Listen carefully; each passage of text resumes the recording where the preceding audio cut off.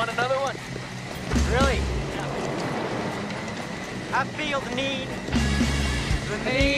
for speed. Ow!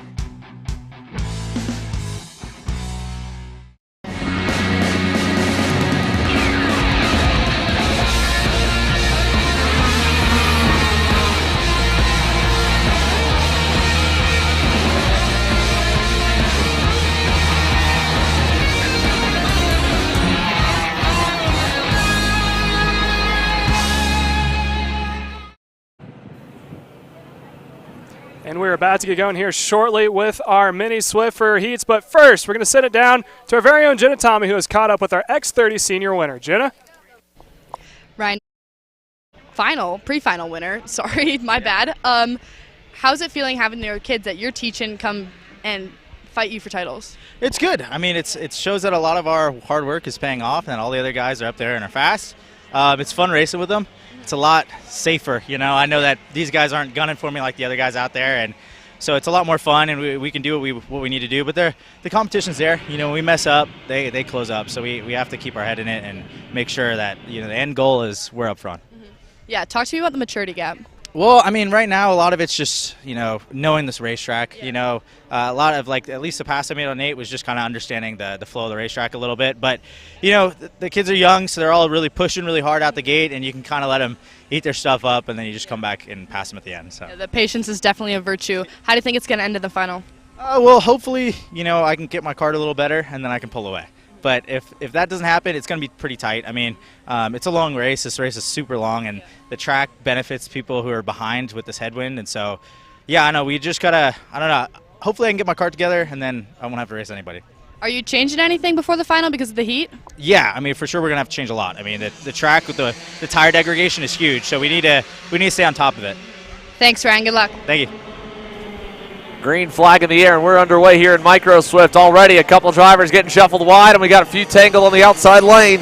Good start for Julian Sanchez in the GFC, but man, was that a little bit hairy for the outside groove once again in 1 and 2. Seems to be kind of Russian roulette a little bit here, Caleb. Sometimes that outside groove, the guy can kind of give himself enough space. The inside doesn't wash up, and he can only lose one spot and slot in. Other times, you get thrown to the wolves and put out in the dirty, dirty part of the racetrack. Yeah, Paxton Dyson starting the outside row, and P number 2 now finds himself in 4th as they make their way down to the hairpin. He's got his work cut out for him. Your leader, though, Julian Sanchez, loses one more position. Troy Ferguson now going to find himself out on point. And there's a 4-cart pack already starting to form as they make their way into the quick double left-hander of turns 13 and 14. Paxton Dyson battling it out for the 3rd spot now, trying to see if he can't make his way back up to the front too. Yeah, we'll see what they can do here as they come out of the final corner. 1 lap complete this time by 17 laps to go across the stripe here. What a great start for Jackson Gibson, the Pacific Northwest-based driver here, digging forward. And he's got a 5-driver pack that he's at the helm of as they battle again. Back side by side for 2nd and 3rd. Still side by side out of turns 1 and 2. And with that, Julian Sanchez at least fends off Matthew Cagle for now. They'll settle themselves out. We'll send it down to the grid as we've caught up with another one. Jenna? Thanks, Xander. Here with Zach Clement DeMello. We saw an incident between you and Paul Bocuse at the end of the race. Can you walk me through what happened? He had an incident before, so I caught up to him. He defended the next couple corners, and I managed to get a cross on him through the double left, but I overshot it a little and went over him is what I think happened. I haven't seen the video yet, but I'm just sorry for taking out Paul and disappointed with my race. It's okay. What are you hoping for in the final? How are you going to get back up there? Just make as many spots as I can. Obviously, I don't have many friends out there, so I'm not too worried about pissing anyone off. I'm just going to find my way to the front. How's the speed in the cart? Speed's really good. Cart's been great all weekend, so hopefully I can get a good result for the team. Yeah, what's it like under Paroline? It's a lot of fun. They're very professional. It's been fun working with Ali. Obviously, I usually race against him, but we're just having a blast. Great, thank you. Good luck in the final. Thank you. Again, that was Zach Clement DeMello here with Jenna as we watch Jackson Gibson put another lap in the books as your leader. He's got all kinds of shuffling behind as Julian Sanchez is there, Cagle is there. Pasha Ali with a good start is 4th. He's made some big-time gains over the last few months here in the Micro Swift class.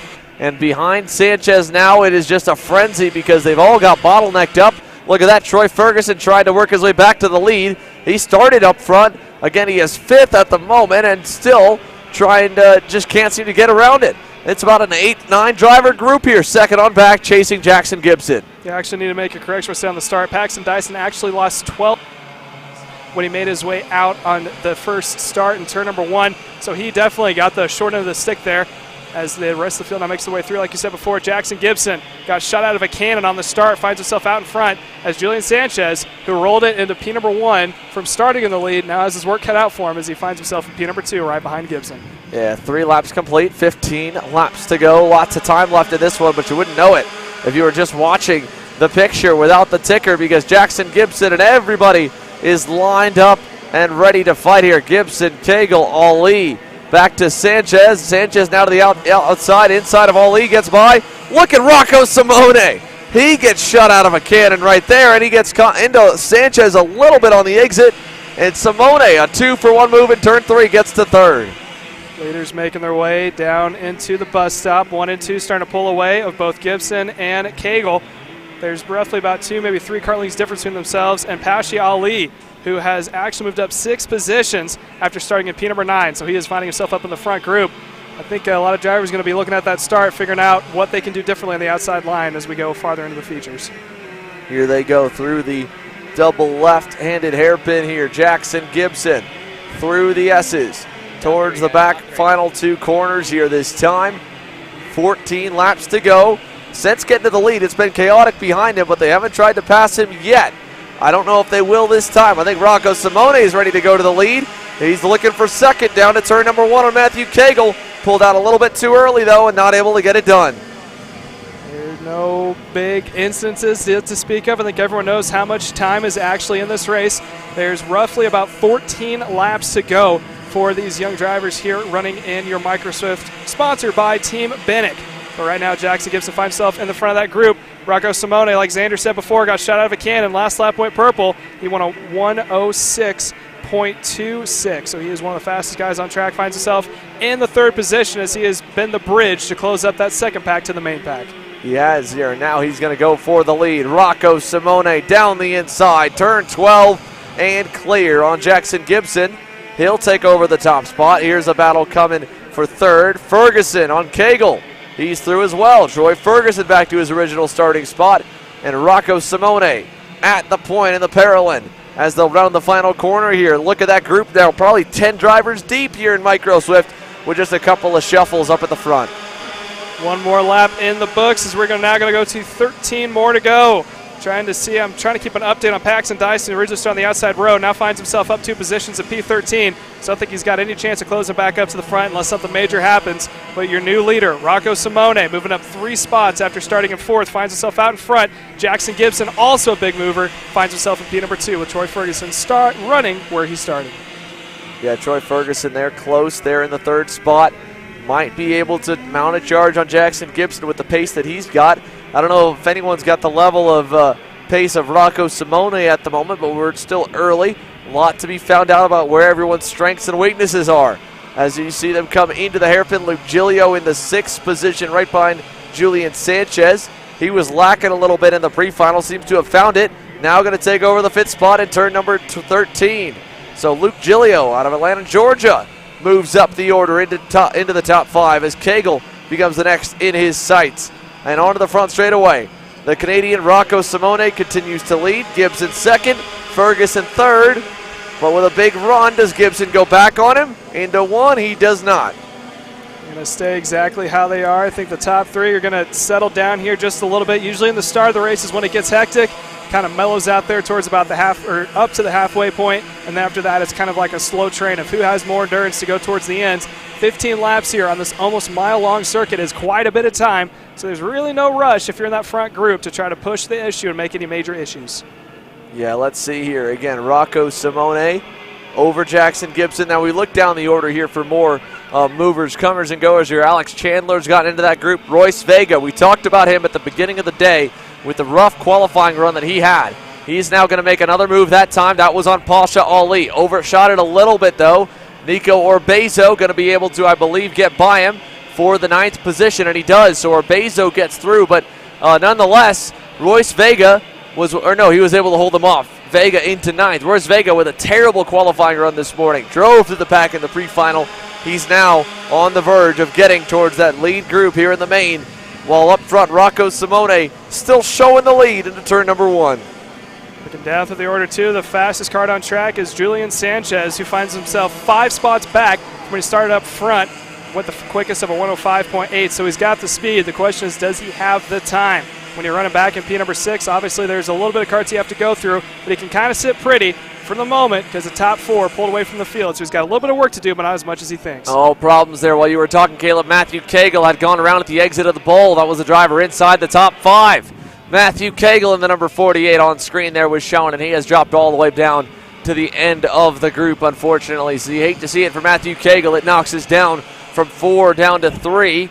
And we'll see if 5th place on the racetrack, Luke Giglio, can make up lost, or Julian Sanchez can make up lost time, as Giglio, I think, might have been the other driver coming together with Matthew Cagle, and both of them ending up as losers in the situation, unfortunately. Coming up on 10 laps to go at the line. Top 3 are staying the same. Simone, Gibson, Ferguson, 1, 2, 3 across the line. See if anyone's going to try to pop out, make a move going into turn 1. Looks like it's going to stay relatively clear. Still going to be Simone out in front with Gibson in P2. Looking down as well to see that Paxton Dyson's moved up more positions. He now finds himself back inside the top 10, running in P number 9. The top 3 still are running the entire field as they have a little bit of breathing room now over P number 4 of Julian Sanchez. They've got a lot of time here and a lot of breathing room to build. 9 laps to go at the line. It'll be the halfway marker. So what a great position to be in if you're any of these 3. Rocco Simone along with Jackson Gibson and Troy Ferguson. 3 different teams, 3 different kart manufacturers, and all 3 are setting themselves up to have a 3-way duel near the end if they can continue to push and work together like they are and build that margin back to Julian Sanchez. Royce Vega trying to get there in the 6th spot. It might just be too little too late here, and that's wild to say with 9 laps to go, but outside of a lot of battling for the top 3, I don't think you're going to see anyone faster than them working together be able to run them down. I think the only way that people will be able to run them down is if these 3 decide to go back and forth and start passing each other like it's for the last lap, which we haven't seen them do, as we had a good shot there of Jackson Gibson giving a little bit of push there to Rocco Simone. Got 1 cart pulling off the track right now, off camera. But the top 2 working together. Troy Ferguson staying right there in the tow, running in P number 3 as he is trailing the top 2 out in front. There's a good shot. You can see just how spread out the top 3 are from the rest of the field.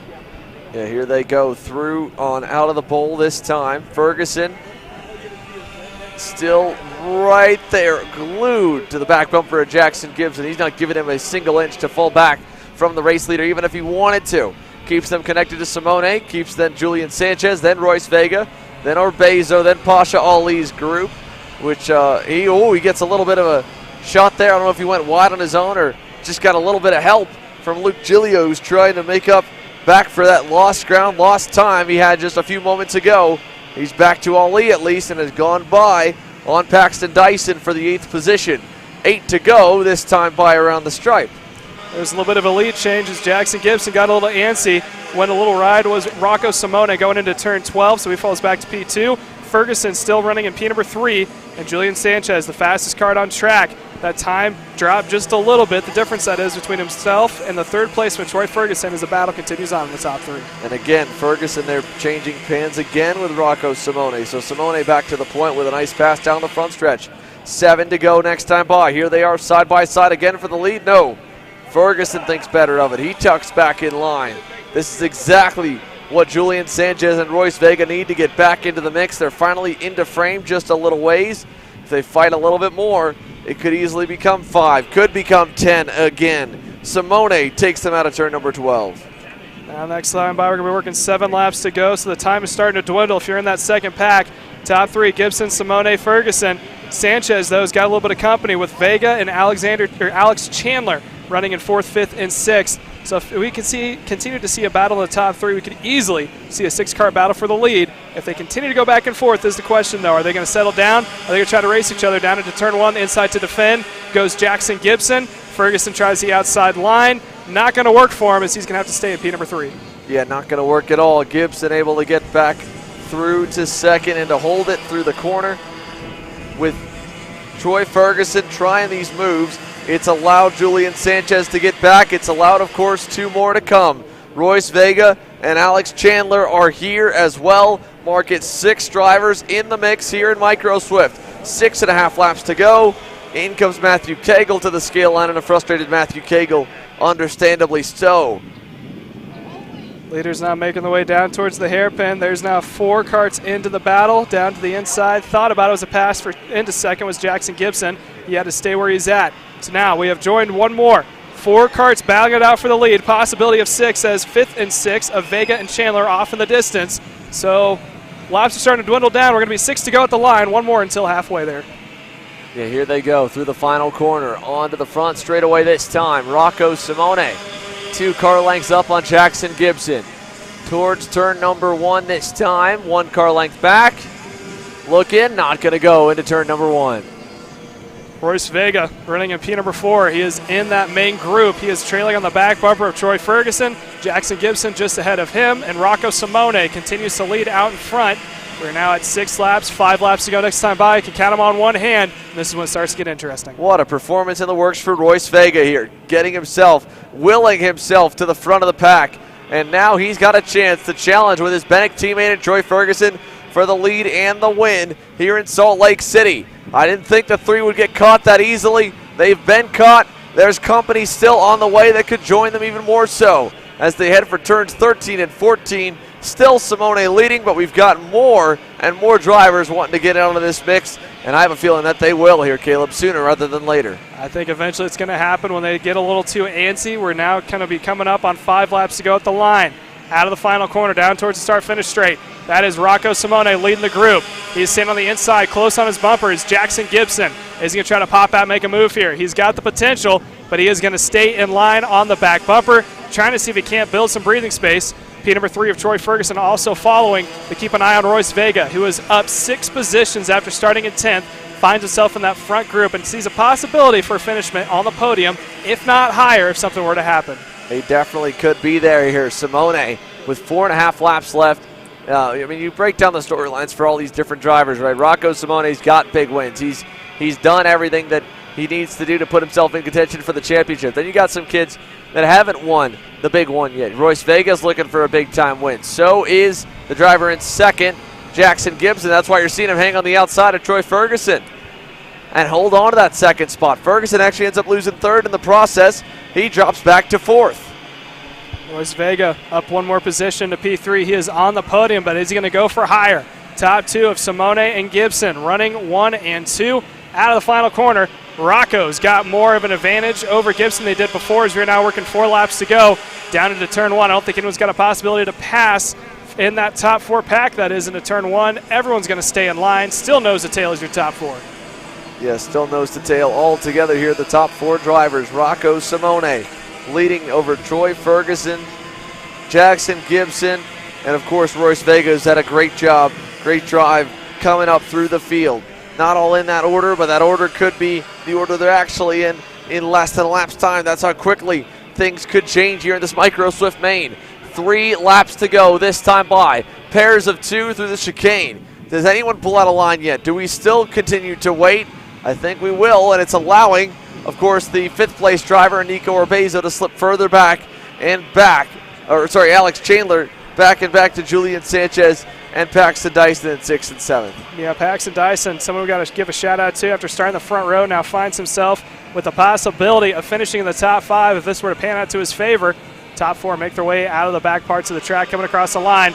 Rocco may be under attack here as we now have 3 laps to go at the line. He's on the inside to defend. Does Jackson Gibson try it?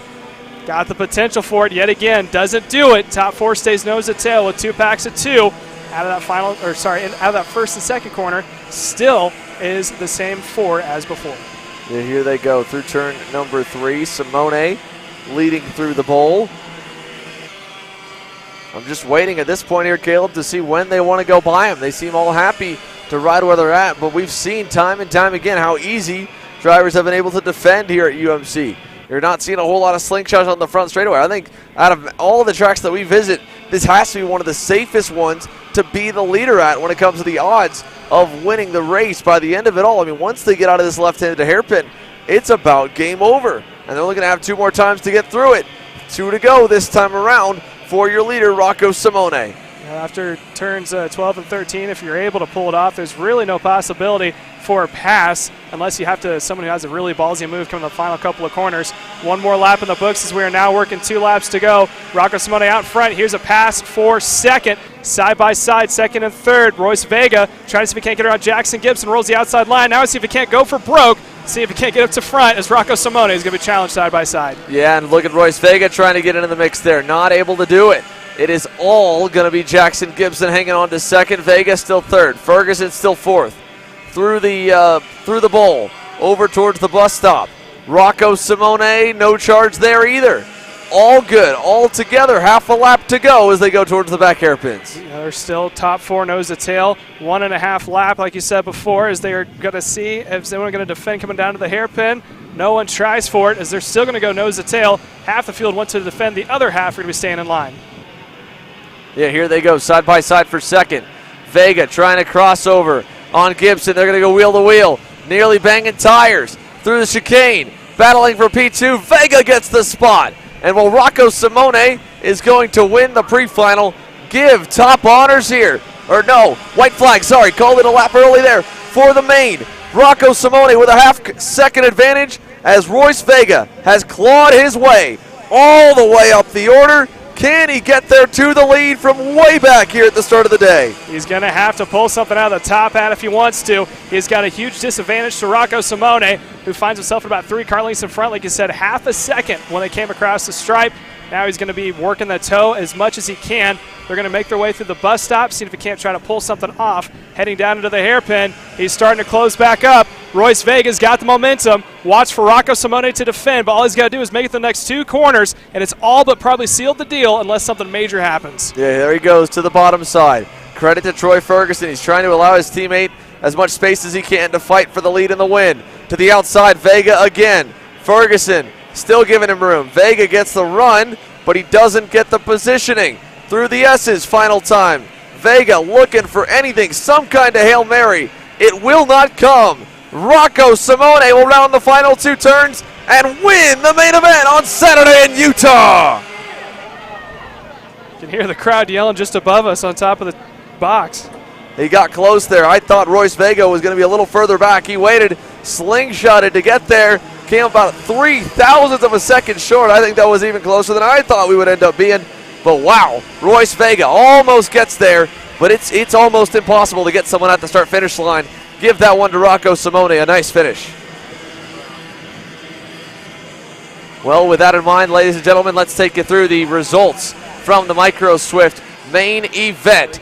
Rocco Simone, your winner over Royce Vega by just 0.003 of a second in a photo finish across the line. Troy Ferguson ends up in 3rd at the end of it all. 4th to Jackson Gibson, who led for a good part of the opening section of that race. Paxton Dyson in 5th, Luke Giglio 6th, Alex Chandler 7th, Julian Sanchez 8th, Pasha Ali in 9th, and Kason Hodge up 5 spots by the end to climb himself into the top 10 overall. Obviously, you hate to see it for Matthew Cagle.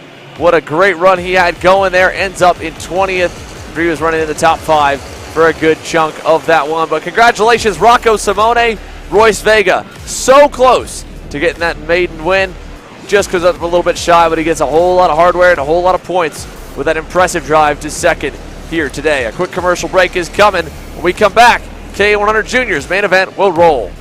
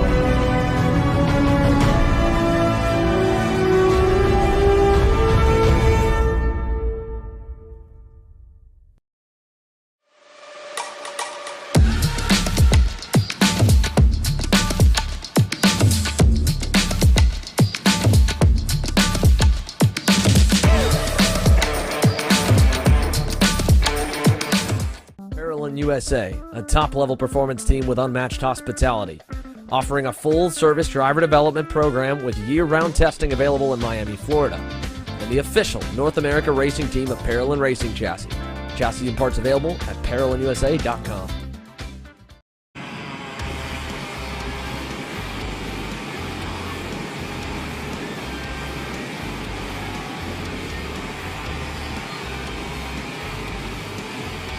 Welcome back here live from Utah Motorsports Campus. KA100 Junior on to the racetrack for their main event here.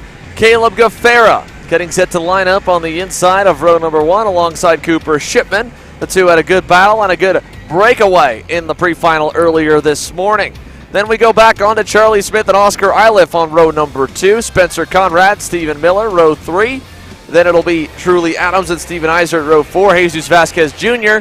and Preston Lambert round off your top 10 in the biggest field on the weekend. 39 drivers in total in the tram lanes looking for the green flag. Down to turn number 1. Gaffera's on the gas along with Shipman. It's an even start.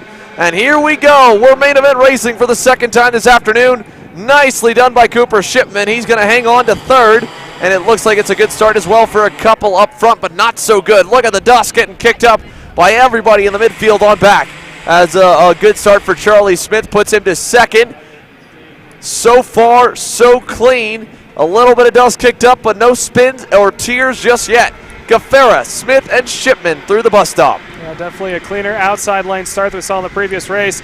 Wondering if it's going to be a 50-50 when it comes down to it, because we've seen both so far.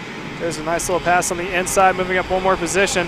That looks like a Cosmic car, if I'm not mistaken. I believe that is Stephen Miller, able to get one more. Oh, we got 3-4 carts turned around. Whoa, big time pile up here outside of turn number 12. They are completely across 75% of the racetrack right there.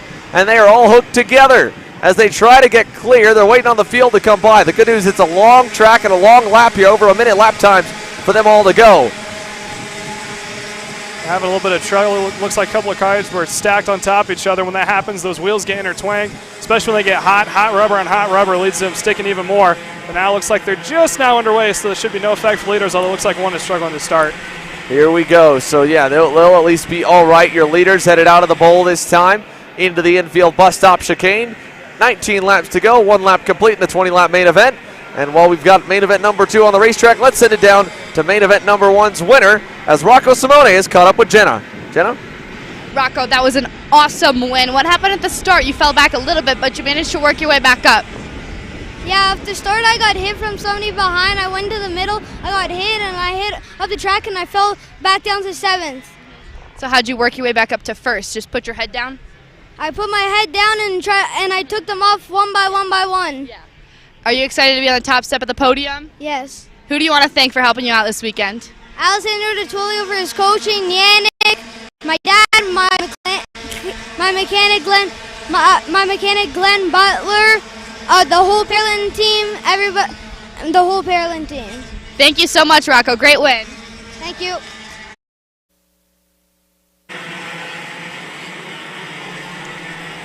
Thank you, Jenna, for that interview with your winner, Rocco Simone, in your micro. Now we are continuing to race with a KA100 Junior sponsored by Nash Motorsports. Caleb Gaffera still finds himself out in front.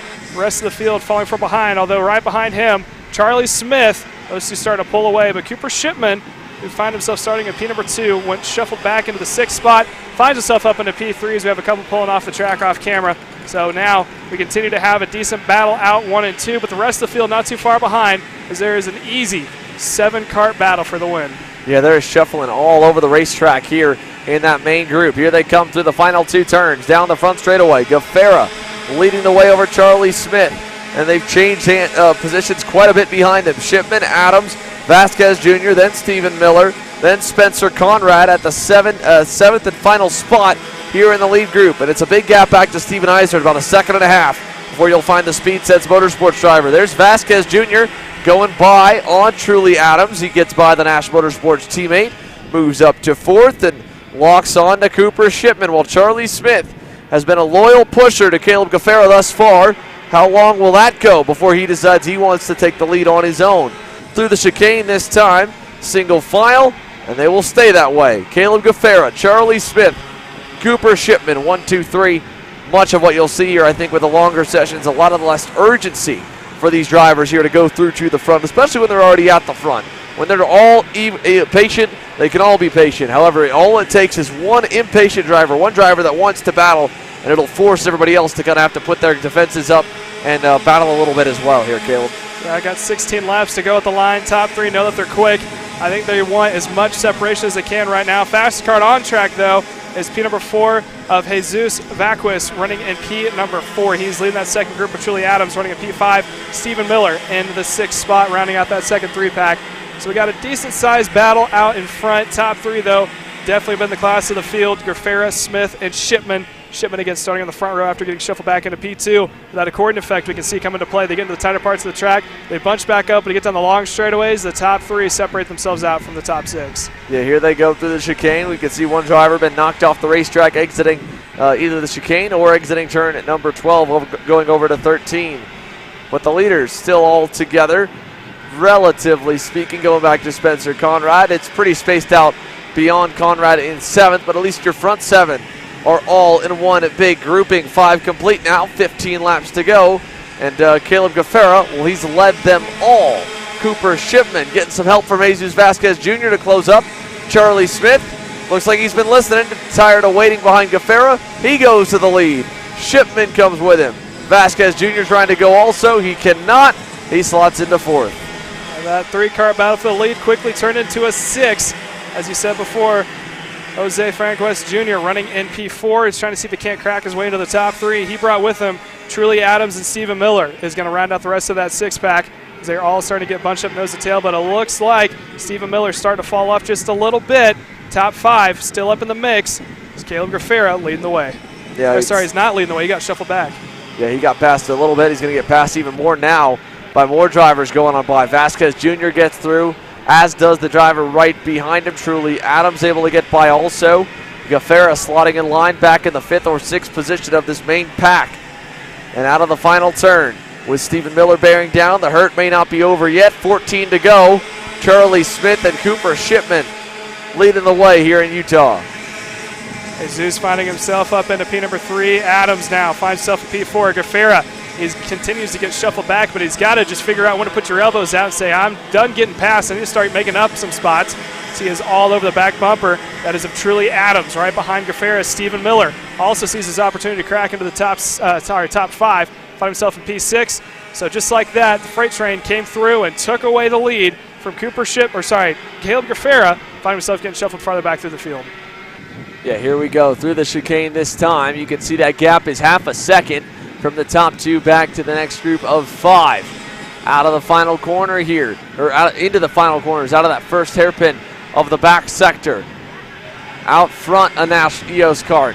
In front of the second group, a Nash EOS card as well, as Truly Adams has company bearing down. Vasquez Jr., I think, may pull the trigger and go by him this time by with help, because he just can't wait behind him that much longer if they're going to keep losing time.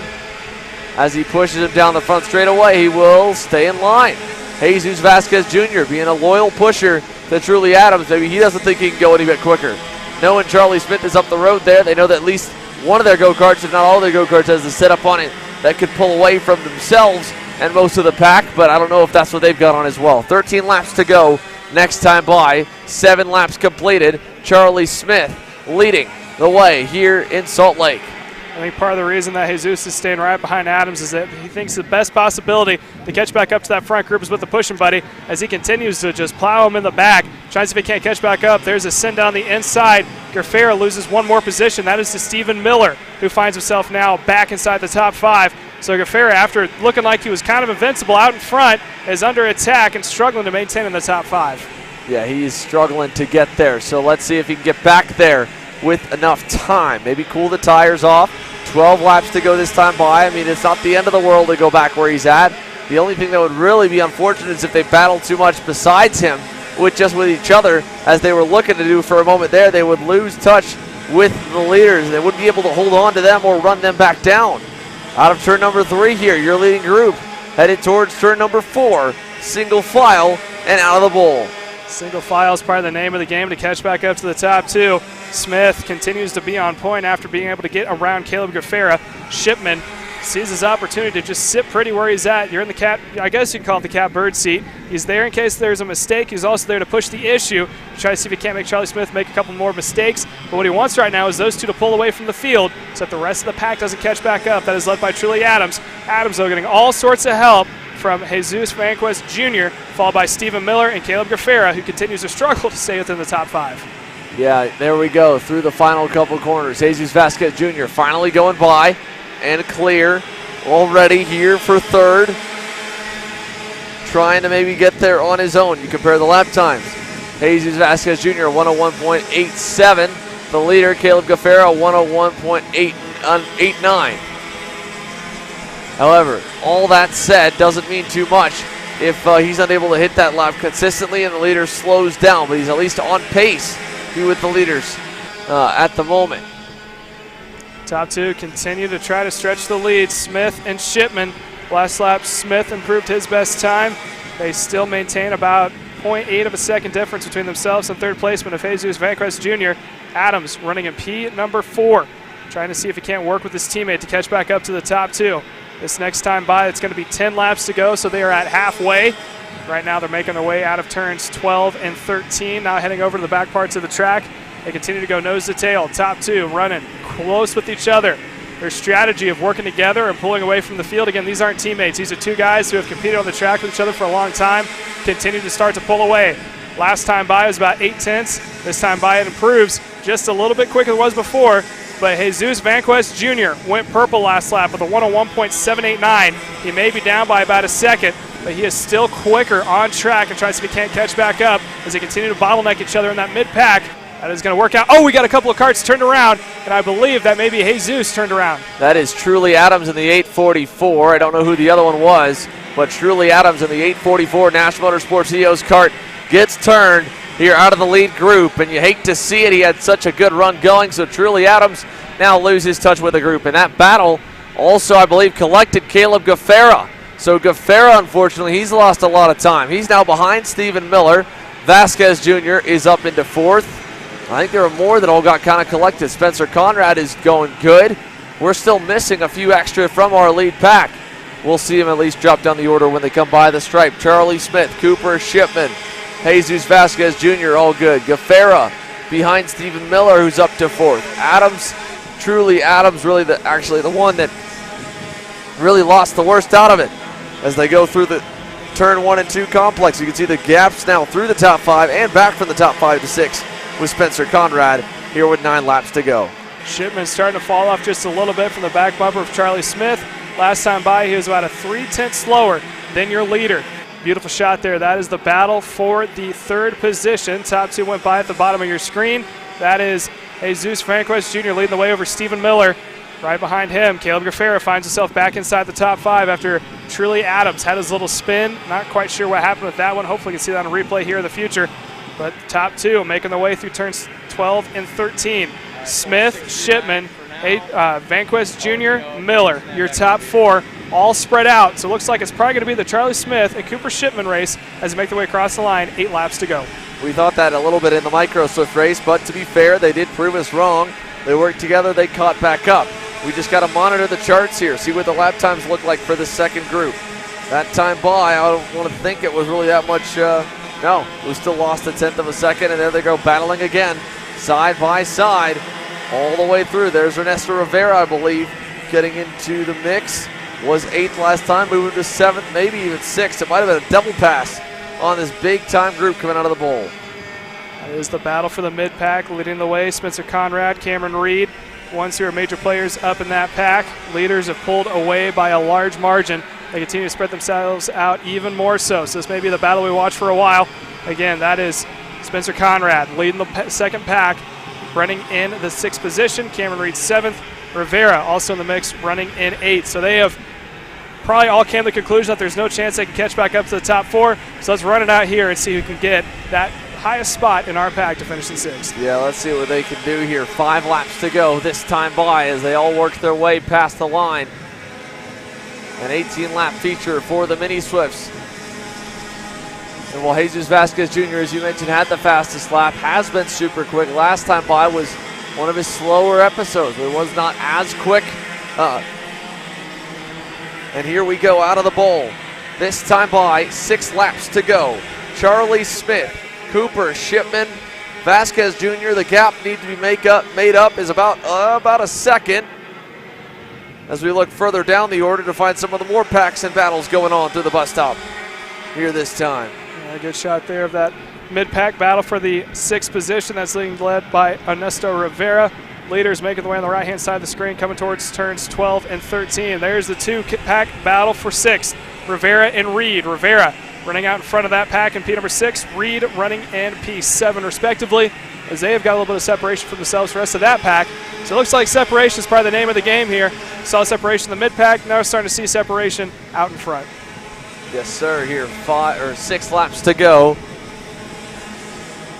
in the pre-final for KA100 Junior. Headed through turn number 2. Charlie Smith and Cooper Shipman, the patience they have demonstrated here today is absolutely admirable, and I think both of them went back to the drawing board after the pre-final. I'm sure Charlie Smith sure did, as he kept trying to pick a lane that would go when 2 guys in front would pass. It would normally be the wrong one to be in. So he's worked a lot on it over the last couple days to try and put himself in a good position here for this weekend, and it seems to be paying off as he's done a great job coming up through the field. 5 laps to go this time by, as your leader, Charlie Smith, continues. Cooper Shipman looking to be a maybe final year in the junior classes. Will it be a great way to send it off with a SKUSA Pro Tour title? He's just got to keep on digging. Final corner and down the front stretch, 5 laps to go. Your leader, Charlie Smith, out in front. Shipman continues to fall off ever so slightly. He is now down to about 3/10. So he was right on the back bumper not too long ago of Charlie Smith. Now he's down to about 3/10 from behind, running in P number 2. But right now it's those 2 out in front. Jesus is down roughly about a second on your leader of Charlie Smith, roughly about 1.4 down in total. So the top 3 spread out. It's probably going to be a 2-pack battle the rest of the way out. 4 laps will be to go next time by. Indeed, 4 laps to go next time around here. Charlie Smith has actually opened that gap up a little bit on Cooper Shipman this time. He's not gotten out of the drafting window, but he's looking speedy in these final few laps here. Watching this next pack come through. This is, I believe that's Ernesto Rivera, if I'm not mistaken, leading the pack in 6th. Yes, indeed. So Rivera with Cameron Reed, Max Taylor, Spencer Conrad. They're all kind of right there with him. And that's the closest thing we've got to a fight right now, because up front it's just been Cooper Shipman either following or fading backwards from race leader Charlie Smith. Jesus Vasquez Jr. again in 3rd, kind of in no man's land. The same could be said for Caleb Gaffera. And then Ernesto Rivera nearly 7 seconds back, leading a big charge, about 6 drivers altogether. 4 laps to go here at Utah Motorsports campus, and you can see them come on out. Rivera and Cameron Reed, they've gotten away from that grouping. They're trying to move a little bit higher up the order. You think back Ernesto Rivera, 7 spots gained already here. What an awesome drive in the works for Rivera and a few others that have had some big time moves. Cameron Reed up 12 positions here to crack the top 10. 3 laps to go at the line as we watch the battle. Rivera loses 1 more spot as Cameron Reed makes his count now 13 spots gained in total. So he moves himself up into P number 6. Top 2 about to make their way across the start-finish straight for yet another time with 3 laps to go. Charlie Smith has got to hold on for 3 more laps. Cooper Shipman has to pray that Charlie Smith may make a couple of mistakes here as they are now in the closing parts of this race. It's going to be 2 to go next time by. Yeah, 2 laps to go next time around here. Down the front stretch, battling back behind the leaders. Cameron Reed has gone by on Ernesto Rivera, so move Cameron Reed up into 6th, Rivera back to 7th. Stephen Miller still ahead of them along with Caleb Gaffera. Miller might have to worry about Gaffera getting close in the latter stages, but this is the best battle we've got right now because the leaders, well, they're just kind of cruising. And again, Cooper Shipman has lost touch a little bit with Charlie Smith. This would be a first career SKUSA Pro Tour win for Charlie Smith, and what a day it would be for this young gun. Last year really starting to burst onto the scene in the mini classes. Here in junior, looking even better his rookie season. He's coming to see the white flag this time. They battle behind more so. Reed, Rivera, and company all right there. Max Taylor in the 8th position, but up front it's the bright blue EOS card. at the line. 7/10. He had another 2.5 tenths of the margin there, Caleb. Yeah, 2 laps to go for Charlie Smith. He has got roughly 2 miles to hold on to see if he can't keep keep Cooper Shipman at bay. Shipman, someone else who has had a lot of experience here when it comes to X30 driving. He's had his races. We've been running up in front. Had a great opportunity to try and lead here from the start. Got shuffled back a couple spots. Finds himself in P2. Although, unless there's a huge mistake by Charlie Smith, I don't think Shipman is going to find himself any higher than P2. P number 3, Jesus Franquist Jr. running in P3. Also has had a good run. Moving himself up 6 positions. Finds himself in P number 3. Yeah, so again, we've got the battle on the track for 6th right now. Ernesto Rivera defending for Max Taylor and more. Then there's, of course, even more than them lurking to join in on the fight. Cameron Reed there in the middle of it, and they're going to have Steven Eisert coming soon. This is the back half of the top 10. White flag coming here, white flag in the air for Charlie Smith.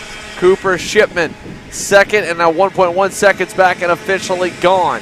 Battling for 4th. Here it comes, Gaffera to the inside of Stephen Miller. He'll get through in turn number 1. That was something he was working on for a little while to try and get close enough. Caleb Gaffera, a spot higher inside the top 5, and every point matters when you're chasing championships here as they exit the bowl. Good shot of the mid-pack. You can see the leaders making their way at the bottom of the screen. Again, Smith has a handful of corners yet to come here on the final lap as we continue to watch the battle. There's your leader making his way down to the hairpin for the final time. There's a good shot of the gap between himself and Cooper Shipman running in P2. He's got a handful of corners to go through turns 12 and 13 for the final time. He's got just the back section parts of the track, and Charlie Smith is about to take his first SKUSA win on the national level. What a drive here for the California kid, Charlie Smith. Coming down the start-finish line straight away, checkered flag in the air. Charlie Smith is a SKUSA Pro Tour main event winner. And look at this battle here on the final circuit. We were going back and forth on both of them. Oh man, what a fight to the end. Ernesto Rivera hangs on over Max Taylor.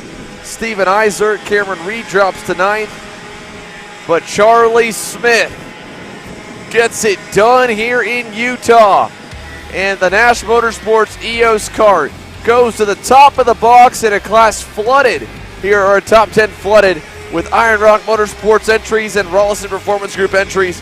And a couple of Nash Motorsports EOS carts. Well, Jesus Vasquez Jr. and Charlie Smith, they end up on the box as Vasquez Jr. ends up in 3rd. Unfortunate for Truly Adams. He had such a good run going here, starting to kind of make some waves on the national stage. Just comes up a little bit shy with one miscue that may or may not have been Truly's fault. We didn't catch it on camera, but it's just unfortunate to see anyone with the pace to challenge for the win end up with a D and F. Charlie Smith is pumped up. You see him signaling ahead. His mechanic, his coach, they're all fired up. And that kid, he is going to give us one heck of an interview when we get to talk to him. Charlie Smith, your K100 Junior main event winner over Cooper Shipman, Jesus Vasquez Jr., Caleb Gaffera, Stephen Miller, Ernesto Rivera, and more. On down the top 10, you find Max Taylor, Eisert Reed, and Spencer Conrad. An up and down day here for Conrad. He ends up losing a few spots in the final, but he hangs on to the top 10 for a respectable result just ahead of Oscar Island and Cameron Brinkman. We'll take another commercial break. When we come back, it's time for more action with K100 Senior, and we'll see if we can get a word with our K100 Junior first-time main event winner, Charlie Smith. I'm David Serra, 18-time Australian karting champion, and we're launching Kart Class. Kart Class is an advanced digital training program that suits a driver who's just starting out in the sport, all the way to the driver looking to win a national championship. In this program, you're going to be learning about how to find the ideal racing line and what an apex is, braking and throttle markers, wet weather racing lines, and how to overtake other competitors. We target how to brake in the wet weather, and we look on the mental side of kart racing as well with our mental skills coach. At the completion of this program, you'll be lighting up purple sectors in qualifying, know when to defend on the opening laps, and how to pressure your opposition into mistakes. We teach you the tools to be resilient and how to get in the right frame of mind before a race.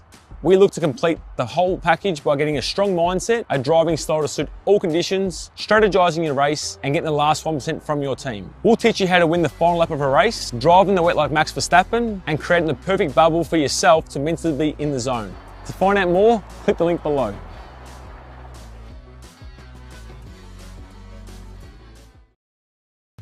How you doing? My name is Mike Doty from Mike Doty Racing from Orange County, New York. We're about an hour north of New York City. We're a full-service kart shop that we supply IME, Rotax, and all rock engines. We sell OTK parts and all the tires for all the different series. We support USPKS, SKUSA, Rotax, which is the Stars and Stripes, and the Rock Winter Tour. What we do is we try to get the drivers better by data, driver coaching, and setup. We have a lot of good drivers that come through our program. We have a lot of experience. I've been doing it for almost 35 years, and we just try to translate that to all our customers. For more info about Mike Doty Racing, you can contact us at mikedotyracing@gmail.com or call us at 845-551-0572.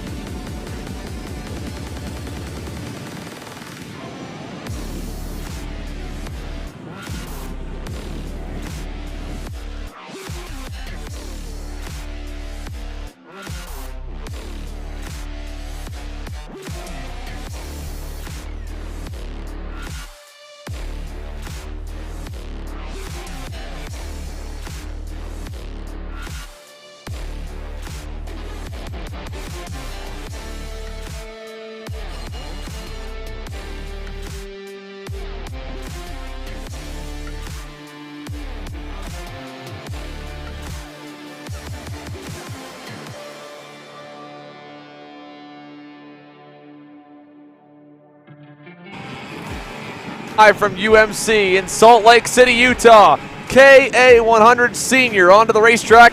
Jeremy Fletcher and the Ryan Perry Motorsport Tony Kart has been perfect so far in 100cc competition with the new team.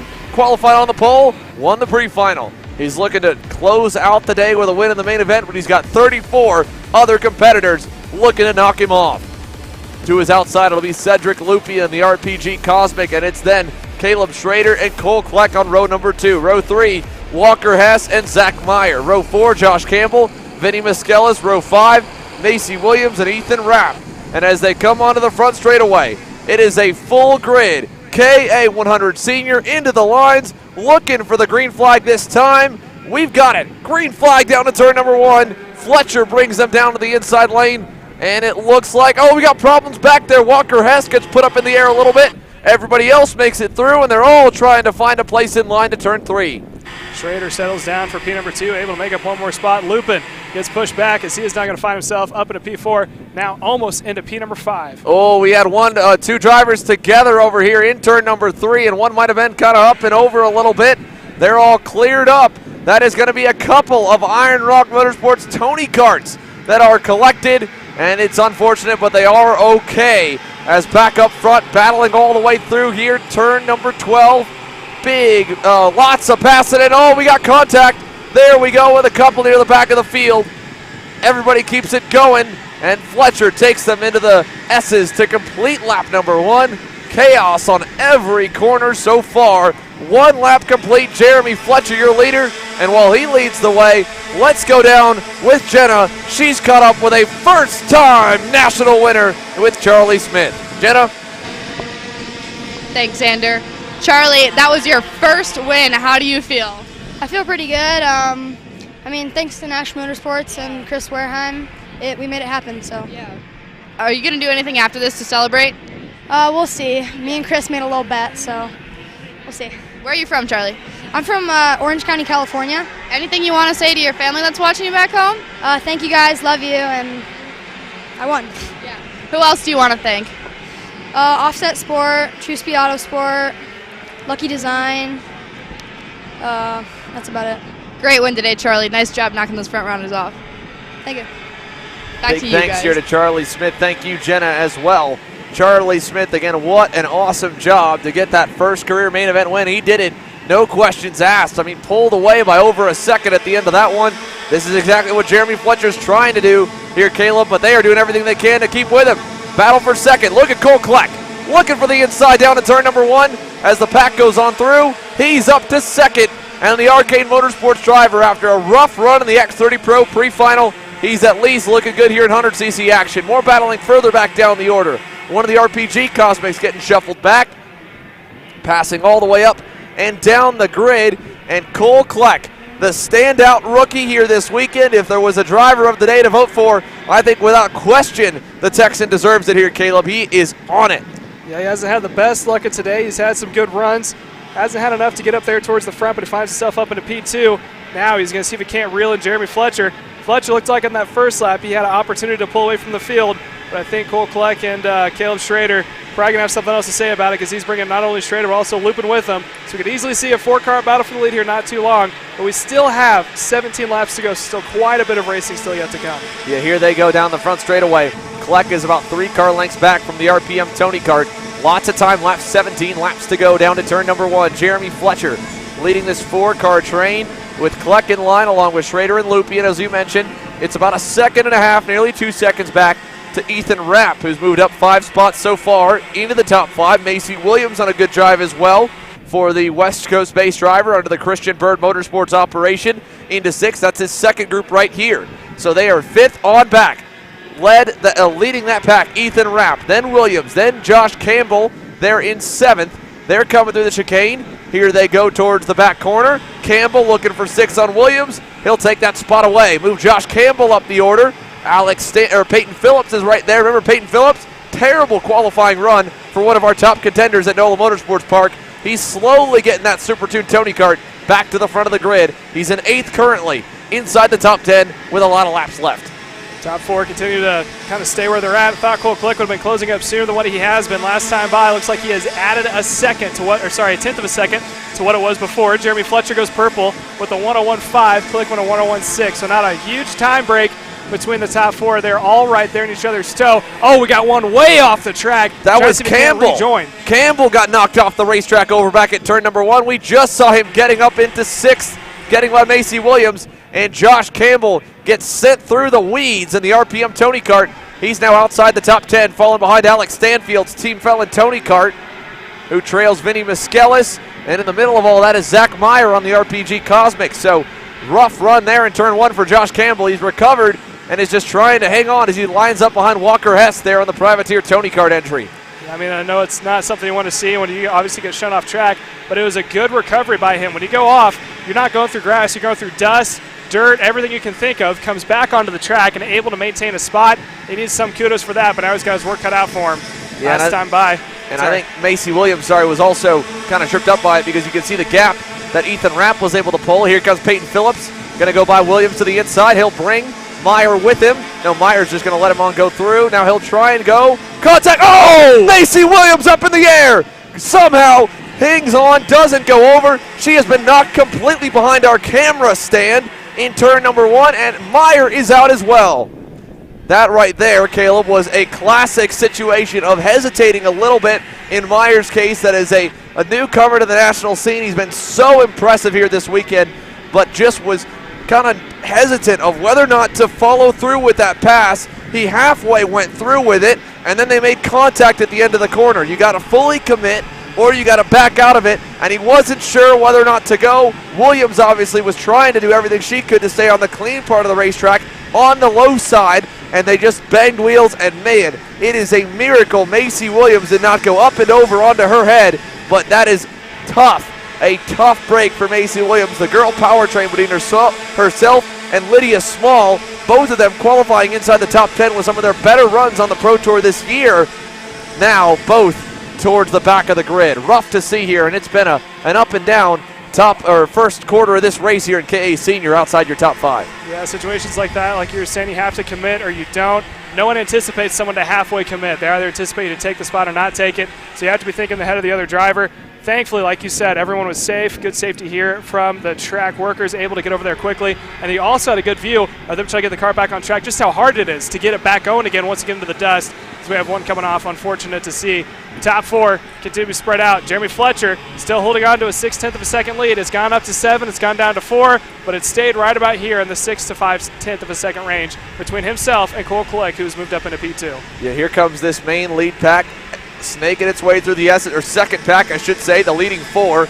With all of this chaos that has happened outside the top 5, it has spaced them out a little bit more. It's given a big gap to the leaders. Jeremy Fletcher trying to open that gap up. He gave up some time that time by. Cole Kleck got a little bit closer. So they're closing back in, and this group here kind of starting to stabilize a little bit. They've been spaced out, not really by their own intention, just by all the contact. And Macy Williams all the way to the end of the train. Zach Meyer was the driver who pulled into the scale line. So they are done. Here is an update on your lead pack of where they all stand. Jeremy Fletcher had been slowly pulling away a little bit, but last time by gave up 0.2 of a second, and it was down to less than half a second at the start-finish line straight. So Cole Kleck starting to hit his rhythm, hit his marks. The Speed Concepts Racing Arcade Motorsports Combo CRG is only 4 car lengths back and looking for that first career national win in the senior category. 2 rookies up ahead of Caleb Schrader, who is also low on the senior experience category, but definitely making some big-time strides here this weekend. And, of course, Cedric Lupien, the former Canadian national champion, the veteran amongst the children really in front of him, is just kind of watching it all come down, seeing if he can get there. He stole a win in NOLA when we saw them all battle. Lupien did, of course, with how crazy he got in the last turn. He could be in a prime position for that again with some of these young drivers trying to make a name for themselves, and you got a veteran like Cedric Lupien knowing exactly how to play the game. As Macy Williams just in front of us here off camera, pulling into the scale line and retiring. Man, what an unfortunate end of the day for her and for Zach Meyer. Both had top 5 runs potentially. Yeah, I think everyone inside the top 4 knows what you were talking about. There are 12 laps to go, 11 to go next time by. We're just over halfway. You don't want to use up all the sauce that you have in the beginning and then be dry when it comes time for the burger. You got to make sure that you spread it equally so you can enjoy the fries and the burger at the same time. I like that.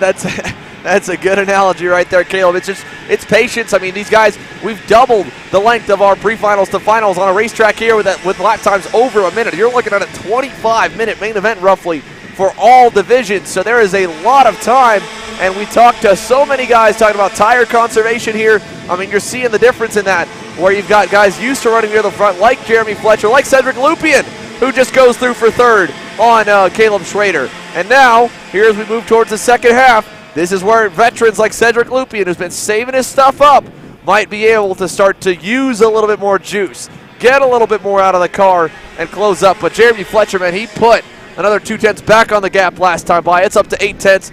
He's outside the drafting window, and unless Cedric Lupien or Cole Kleck can hit the afterburners, they might watch that RPM Tony car drive off into the sunset here in the Colorado Rockies in the background in Salt Lake City, Utah. I'm wondering if Lupien, like you said, a veteran driver, knows how to get it done. I think he's just been biding his time. This time by, it's going to be halfway, so we got 10 more laps to go. Right now, it's critical for these drivers. They're going to be watching their tuners or their mechanics or whoever to figure out their proximity to the drivers from behind. You can look back and see, you can't see the nitty-gritty. Jeremy Fletcher, like we said, open it up about a 10th or 2 every single lap. Probably trying to conserve his tires towards the start of it. Now he's getting to the point where we can be a little bit more liberal, use them up if you want to, try to get a little bit more pace out of the kart. But I think Lupien, last time he was a little bit off pace there, Fletcher, but he is improving his time slowly. I think he's starting to crank it back up. Here they come through turn number 2 there. That was the midfield. Look at the big gap from the top 4 on back. I mean, it's a wide shot from there. First, second, third, fourth here. You can barely even get the leader into view at this point as Jeremy Fletcher continues to pull away. And this, again, is why he is touted as one of the number one, or one of, if not the number 1 rookie on the year. Jeremy Fletcher pulling to nearly a second up on the field. Here's the rest of the midfield coming through now. Not a lot of change in that pack. You see Aiden Rudolph has been starting to make his way up the order as well after what has been a dismal start to his Pro Tour weekend here out west. Getting near the top 10. I think he's picked up another one this lap. Is now closing up to Vinny Miskelis there in the Team Felon Red Speed. Last time by, Jeremy Fletcher went purple, improved on his own lap time with a 1:01.5. So he dropped another 10th. He has also opened up that gap from about 0.8 to nearly over a second over Cole Kleck running in P number 2. Kleck has run the same times as both Lupien and Schrader of that 1:01.7. So kind of consistent there from second, third, fourth. But Jeremy Fletcher has opened it up in overdrive and starting to pull away. Trying to see if he can open up a decent gap as we're approaching 8 laps to go at the line. Yeah, getting towards the part where it really begins to count. Look at this. I mean, the guys on your screen, they've had an up and down day again. Miskellis, you talk about Josh Campbell. He's gone through the rocks, through the sand, come back through the grid here now twice basically to get back in the top 10. First driving up, then getting knocked off, then driving back up again. And they're all heading on through. Here's a pass a little further down the order behind Rudolph near the edge of the top 10. Going down, I think that's all the way down between maybe Kieran Rogers and Andy Nish. 7 laps to go now as your leaders come through turns 1 and 2. Lupien just ahead of Schrader. They're losing touch a little bit with Cole Kleck. He was a little bit faster, but Jeremy Fletcher 2/10 better even than Kleck. Here's Campbell. He's gone ahead of Vinny Miskellis and Peyton Phillips. Walker Hess is there. Remember Walker Hess? He got knocked up in the air on the start. So they've all had a little bit of contact here from about 5th on back, and they've been able to at least salvage a decent run in the order altogether. As we look further back to the edge of the top 15, Rudolph's got some breathing room now. That's back down again. Rudolph in 13th, Kieran Rogers 14th, Brent Palmquist in 15th, Andy Nish in 16th. Fletcher doing a phenomenal job here. I still can't get over the fact that he is a rookie and he continues to drive very mature in this one. See, he opened up, last lap was a 1.2. This time by, let's see what it is over Cole. 1.2 went to a 1.4, so again, goes 2/10 quicker. Last time by, Cole Kleck went a 1:01.8, Fletcher went a 1:01.7. So, not close to what he was running his fastest lap times, about 2/10 off, but he's still faster than the field and more consistent is the most important part. Lupin is going to maintain that P3 as he has fallen just a little bit off of pace every single lap of Cole Kleck running a P2. Yeah, again, just 1/10 better for Fletcher over Kleck, 1/10 better for Kleck over both Schrader and Lupien. And Lupien and Schrader, I mean, they're about 2/10 better than Ethan Rapp and the rest of the pack. So whether it's tire conservation or just differences in setup and driving here going on, you're starting to see really in the final few laps of this KA Senior Final, the separation and the gaps beginning to build and overruling the differences in the draft. As we see a pass there, I believe, is that Campbell going by? Or no, that's Peyton. That's Alex Stanfield, my mistake. Stanfield moving up past Ethan Rapp. So Alex Stanfield, 6 spots gain, and out of everyone who's bad contact in the midfield, Alex Stanfield might be the only one that hasn't. He's been able to avoid it all. The pace hasn't been great, but this is kind of where you keep yourself in championship contention. Again, Jeremy Fletcher, he's been as consistent as he can be as a driver, but he blew a motor on Sunday at NOLA Motorsports Park.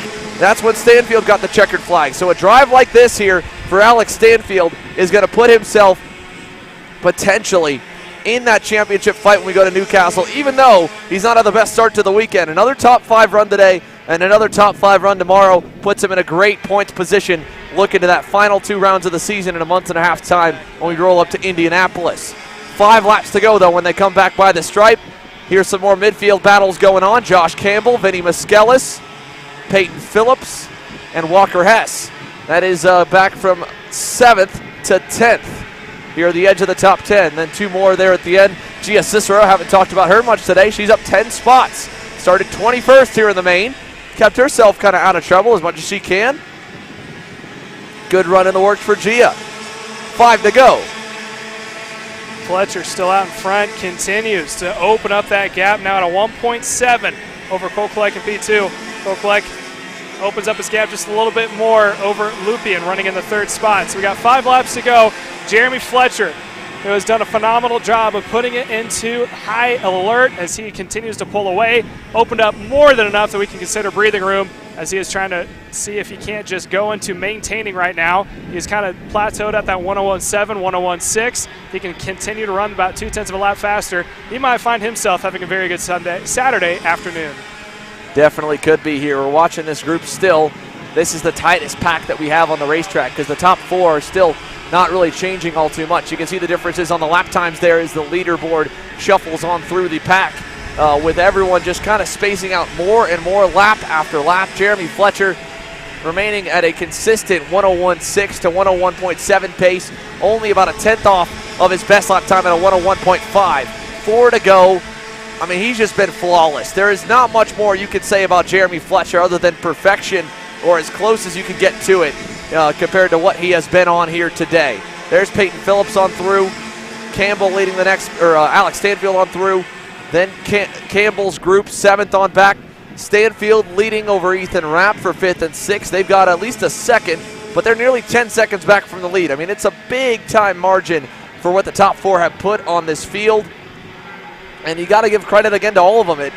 We can't just put it all on Jeremy Fletcher here for the spotlight. The entire top 4 have put themselves above the rest of the pack as well, as Campbell leads this group out of the back hairpin. When they come towards into the double left, turns 13 and 14, they're all kind of just riding at this point as well. It'll be 3 laps to go at the line, heading towards the final few corners and coming on down to the front straightaway, down to turn number 1. 3 laps to go here in Utah for KA100 senior Jeremy Fletcher. Another 101.6. That was only half a tenth off of his best lap time the time before. How about that for your debut race for a brand new team, running onto Ryan Perry Motorsports, as he has now continued to just pull away from the field. I think that's a good welcoming to a brand new team, as he has been able to set himself in and see if he can't be very consistent, as he has done so. Like you said, everyone has fallen off by roughly about 3 or 4 tenths of their fastest lap time, and he has only gone off by about a tenth or 2, still consistent in that 101.6s, 101.7s. That of itself is extremely impressive, let alone being able to win here in KA. He's managed this race beautifully here, no doubt about it. We just saw on screen Peyton Phillips going by on Vinny Muskelis. He's trying to get up some more positions, moves himself up to the 8th spot. Now trying to run down Josh Campbell as they'll get the 2-to-go signal, this time by the line. Here focusing on back. Your leaders are just going to pop on through the final corner. There they go. On by. That was Stanfield. Actually, they're even a little bit further up the order. Your leaders headed through turns 2 and 3. Look at this. Cedric Lupien starting to feel the heat from Caleb Schrader. Teammates battling for the final spot on the podium.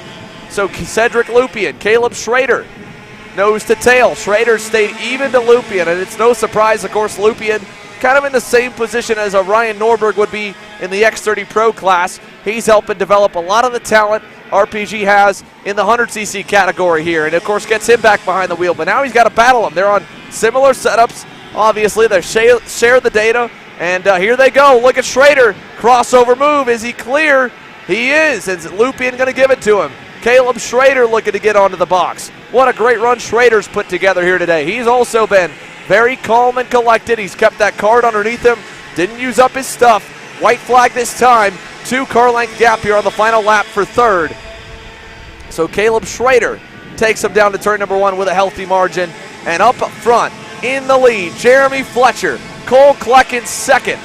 They're headed through turn number 2 now. The battle still going on for P3. Schrader defending from Lupien. All the way out of the bowl. Final time on through. We'll watch that battle and try to pick up the leaders where we can. Cole Kleck's done a great job. Lupien back behind on Schrader. This will be the battle for the final podium spot on the final lap, headed to the hairpins. Lupien going to see if he doesn't try to roll the outside line, because I have no doubt that Schrader's going to defend the inside. There's a good shot. Looks like there is a little bit of defensive, looking for a crossover. Lupien now is going to try to see if he can roll the outside line, going to 12 and 13. Final time on through. Lupien trying to cross over, not going to get there. Schrader holds him off, and we go back to the lead.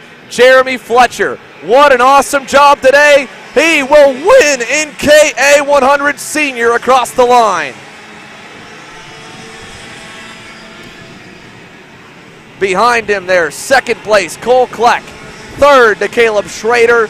4th to Cedric Lupien. Alex Stanfield 5th. Ethan Rapp 6th. Josh Campbell in 7th. Peyton Phillips 8th. Vinny Phillips drops back. Walker Hess able to get by him at the line. Hess ends up in 8th, and a great run for the part-timer in his first and probably only national start of the year outside of maybe Las Vegas. Walker Hess, a top 10 run. Phillips 9th. Gia Cicero, 11 spots gained. Gets by Muskelis on the final lap. But Jeremy Fletcher, a phenomenal performance, and he comes away with the win here in KA100 Senior. Dominant from start to finish. Started on the pole, drove away, built the gap, managed the equipment perfectly. And the Ryan Perry Motorsport Tony Car driver pulls off a clean sweep and caps it off with a flag-to-flag run here in the final for KA100 Senior. What a job by the 922. He'll bring them on into the scale line. Cole Kleck, 1 spot shy. He already went by him here on the cool down lap, and again, just a great performance by both of these drivers here. Fletcher was pointing down at the Allison Racing Engines KA100 motor he's got, and of course the RPM branding on his Tony card.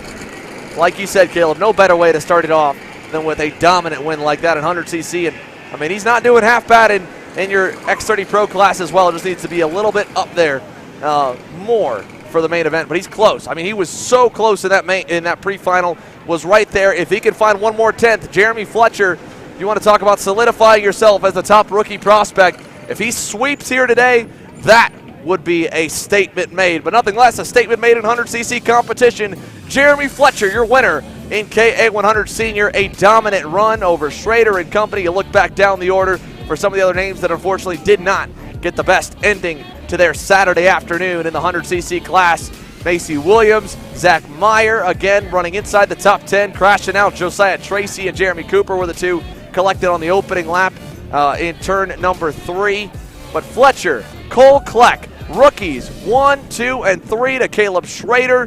What a podium there. What an awesome job by all three, and a great run again by Schrader to pull that last couple laps, that last little bit of juice he saved up to be able to get the win here in 100cc competition. Mini Swift is coming up next here, folks, live from Utah Motorsports campus. We'll see if we can talk to some of our top finishers here in KA100 Senior when we come back for Kart Chasers coverage of the SuperKarts USA Pro Tour stop in Salt Lake City.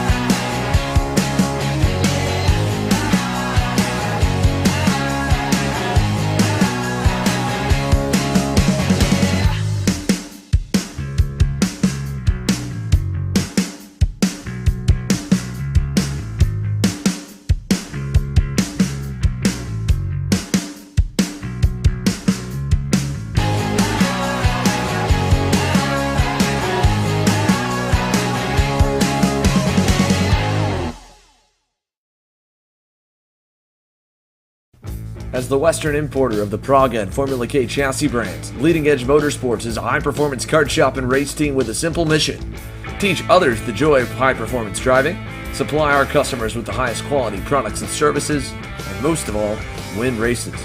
With our remarkable racing inventory, expert services, and top-ranked national-level team to back it up, we'll help to get your new kart racing package up and running fast. From arrive and drive service to kart preparation and driver coaching to the parts you need to get you back on the racetrack, Leading Edge Motorsports is the industry answer.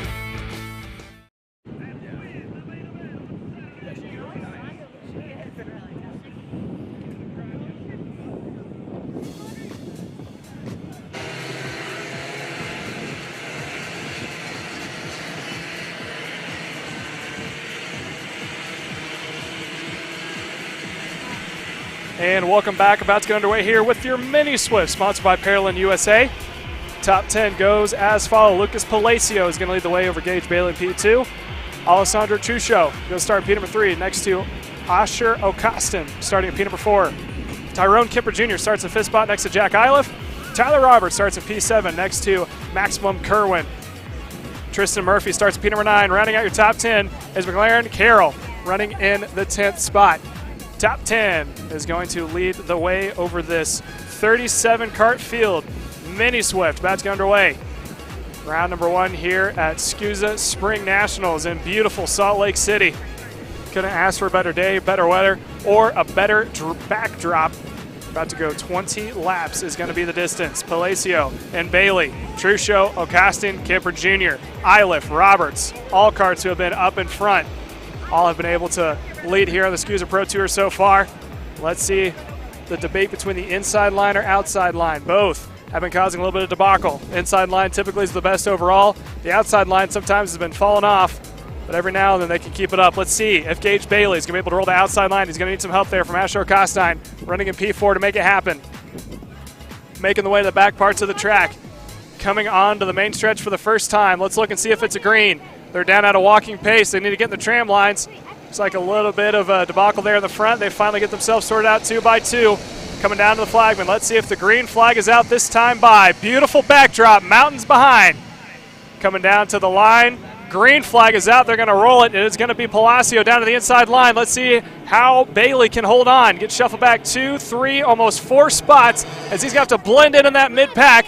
Couple guys going off track. Everyone's going to keep it going. Top 3 now getting themselves spaced out. It's about to be a 2 by 2 4-car battle for the first pack, as there's already been separation on lap number 1. A little bit of division. Top 4 making their way through. 5th and 6th also get themselves spread out. Rest of the field following from behind, making their way to the chicane for the first time. Keep an eye out in that front group. Who's going to dive bomb? I don't think no one's going to defend. It's a little too soon for that. 18 laps is a long time here as we're working lap number 1. Clean through turn 10. A little sideways there in the mid-pack, but everyone's making it through so far. Making the way through turns 12 and 13 for the first time. Palacio leading the way. Bailey gotten shuffled back around the outside line. Making the way through the final corners. Oh, dropping a little bit of wheel. Dust getting kicked up in the backstretch. Lap number 1 in the books. Top 2 across the line. It's going to be Gage Bailey leading the way out in front. P2 is going to be Alessandro Truccio. Ocasine into P3. Gage Bailey got shuffled back into P7 after that start. Top 2 pulling away from the field. Truccio pushing the back bumper. Palacio making their way through. Rest of the field staying in line. Top 2 continue to go nose to tail. Already great separation from the field. Looks like roughly about 9 to 10 kart lengths is the gap between the top 2 and the rest of the field. There's the battle for the mid-pack, and there's the 2 leaders at the bottom of the screen. O'Costine leading that second pack, followed by Tristan Murphy in P4, Tyler Roberts in P number 5. Making the way down to turn at number 10 for the second time. Down to the inside, there goes Roberts. Trying to see if he can't make a move on, sorry, that was Murphy trying to make a move on O'Costine, making the way through. They do so. They're still bunched up side by side. That is going to be Murphy making his way through. Roberts gets shuffled back yet another position. Again, this is the second pack. The battle for P number 3. Top 2 continue to have good gap. This time across the line, Palacio and Truccio making the way. 2 laps in the books. We're going to have 16 more to go. Palacio and Truccio opening up a huge gap. Astro Costine to work their way into P3. Went purple that last lap for the moment. That is now going to get taken back away. Looking down through the order to see who that is that went purple. That's going to be Nixon Ellsworth, able in the 20th spot to go the fastest kart on field chat. Shows you just how quick this entire field is. It's all about positioning on the start, and no one did it better than your top 2. Oh, major dust kicked up. There's an incident over there in the mid parts of the track. We can see if we can't get a view of it. Leaders making their way through. It did not involve them or anyone in the front pack of the field. Palacio continues to lead out in front with Alessandro Truccio running in P2. Then Alessandro Truccio is running on the Paralyn kart. So he is finding his way up into P number 2. Lucas Palacio on that Kart Republic and that Trinity team leading the way here for your Mini Swift. Opening laps is the top 2. 3rd and 4th are starting to close back up. Asher Ocasine, Tristan Murphy. Last time by, they were faster than your leader of Lucas Palacio. Ocasine went a 105.7, Murphy went a 105.8 to your leader of Lucas Palacio's 105.9. So the top 4 slowly starting to bunch up as they make their way across the line for the first time. Sorry, not for the first time. This is going to be for the 3rd time. 15 laps to go. Jack Iliff, we haven't seen a lot of, lost 3 pots on the start. Went a 105.1. He is now faster than your leader Palacio by about 0.3 of a second. So he has got his groove going. He just needs to find someone to make his way up through the pack with. Inside the top 10 of P9, he's got plenty of time. He just needs some help to get there. Palacio, that last lap opened up a huge gap, roughly a half a second to the rest of the field, as Alessandro Truccio slowly starting to fall into the grips of Asher Ocostine running at P number 3 and Murphy in P4. They're starting to reel in. More contact off track. Mid-pack is struggling to keep it clean as the rest of the field able to make their way through. Huge dust clouds getting kicked up, but that does not affect the leaders. There's your leaders making the way through. There's the top 2.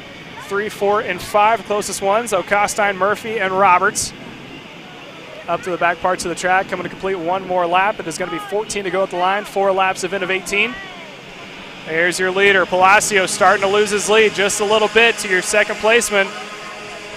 Alessandro Truccio went quicker than his previous lap. He is not the fastest kart on track though, but he is slightly quicker than Palacio by about 0.2. So he is starting to close that gap. You can see him on the back bumper at the bottom of the screen. Asher Costine leading that second pack. Tries to see if he can't close back up to the top two. Palacio is going to have to go in defensive here. Maybe a little bit early to defend, but you don't want to lose any spots, and you have to. Truccio, after falling back the last 2 laps, able to close it back up on the back bumper of your leader. Making their way out of the bus stop, coming down to turn 10. There it is, nose to tail. Let's see if Truccio is going to make his move here, if he's going to continue to follow. On the back bumper, continues to push. He's trying to separate themselves from Costine and Murphy, running in 3rd and 4th. Through turns 12 and 13, your 2 leaders with a little bit of gap between to get the battle for 3rd, as Asher Costine lead Murphy and Roberts still, with Carson Weinberg up 9 positions to find himself running in P6. Yeah, great start here for Carson Weinberg to be digging up the order this early, and this is what you got to do. We've seen so many times in this mini Swift class, no matter how fast you are, if you can't get up to that lead pack before the bus leaves the station, you won't be there. And we've already kind of got that a little bit here with the breakaway beginning to form for Palacio and Truccio, but at the same time here for Asher Ockstein, he's not totally out of the mix. Weinberg there going to get another spot as he goes by another one of the Paralins there on through. I think that was on Tristan Murphy or Tyler Roberts, one of the 2. Headed on through the infield. It looks like it was by on Murphy. Roberts just ahead of him. Then Asher Ockstein as they work their way to the bus stop chicane. Big time pack here behind the top 2 drivers, led by Asher Ockstein. So if Ockstein can continue to bring them forward, there goes a pass further back. Another spot loss for Murphy. This one going to go to Jack Iliff, your top qualifier, trying to rebound after what's been a dismal start. He's fallen back a number of positions. Didn't have the best pre-final there with the way that everything finally shook out after post-race penalties and tech and everything. But he's got time with the pack still relatively close to the top 2. If they work together up at the front of the group, they might be able to get going. Here's Weinberg giving a big push to Tyler Roberts down the front straightaway. Roberts says, come on, keep going. Let's get it all the way down into turn number 1. Here they come inside and through, and Weinberg's going to even go all the way and get Roberts at the end of the corner. So Carson Weinberg moves himself up to 3rd. Means Weinberg is now up. That is 12 positions after starting in the mid-pack, so he has had a fantastic run on that CRG. But now, like you said before, they got some work cut out for him. They got to catch back up to the top 2. Palacio doing a great job of leading over Alessandro Truccio. And that Paralin cart running in P number 2, making their way down to turn 10. Let's see if Carson Weinberg is going to be able to lead that pack up to the top 2. For the moment of that first half, it was all about the top 2 starting to pull away. Weinberg, last time by, he was quicker than the top 2. He went a 105.3, the top 2 went 105.9 and 105.7 respectively between Palacio and Truccio. So he does have the speed. He just needs a little bit of help to catch back up. I don't know how much help he needs. He continues to close the gap. This time by, look for a new 3rd placement of Carson Weinberg to see if he can't close back up to the leaders. Here they go down the front straightaway. Weinberg is about 6 car lengths back from the top 2. The good news he's got, they're not exactly hooked up. The bad news, Jack Iliff doesn't want to push him. He's going to go by and take 3rd on his own, so Iliff goes by. Weinberg back to 4th. Ockstein still watching there in 5th. We got a couple going off near the back of the pack, but back of this second group anyway, but they all kind of gather it back up, and we stay clean and green. 11 laps to go. Lucas Palacio and Alessandro Truccio, 2 of the youngest drivers in the division. I don't even know if either one of them has a 9th birthday coming up anytime soon, as they go down the back straightaway through the right-left chicane and into the hairpin here. Here comes Truccio for the lead. That's going to bring everybody into the mix now. We're about to have 8 or 9 drivers battling for the lead in the win in Mini Swift. Carson Weinberg lost the spot to Jack Iliff, but he continues to follow and push. They both were consecutively faster than both your leaders of Palacio and Truccio. Truccio, like you said, out in front in that Paralin cart. Lucas Palacio in that cart, Republic with Trinity Karting, finds himself in P2. He is now under attack as they make their way down into turn number 1. Here comes Jack Iliff. Does he have enough to make a move on the inside? He's on the back bumper, gives a huge push to your 2nd placement of Palacio. Palacio to the lead. New 2nd placement. That is going to be Jack Iliff. Make it the new leader. He gets by in turn 3 and brings Truccio and Weinberg on by. Use Palacio to get to 2nd. And now Palacio's getting eaten alive. We've got one driver way off the racetrack also knocking some dust up at the end of that group. This group has gotten a little bit smaller. I don't know who we lost in that, but one driver got turned. That is Tristan Murphy. Murphy getting turned out of the top 10, still stuck in the dirt at the moment. And unfortunately, Tristan Murphy's day and chances at a podium are all but gone. The 111 is out here and stuck in the grass, or really more in the sand as they battle. Look at this, still fighting. This is for fourth. Looking like Palacio going to take a spot back away. That is that on Tyler Roberts maybe? Not 100% sure. We'll find out here in a moment as they come to the final turn. 9 laps to go. Halfway through this main event. What a battle here for these 18 laps. Jack Iliff, your leader down the front straightaway. Iliff continues to run out in front, but I don't know how safe he is. Truchot running in P2 would love nothing more to go back to the front. They continue to go 1, 2, 3. Carson Weinberg up 12 positions to be running in P3, but they got the rest of the field from behind. They got to be careful here. You want to battle with each other, but at the same time, if you do so, you're about to lose that 4-car length advantage that they have. You're going to open Pandora's box and allow the rest of the field to make their way back through. Weinberg in P3 all over the back bumper of Truchot, running in the second spot. Let's see if they can't try to freight train the leader of Jack Iliff going down into that hairpin of turn 11.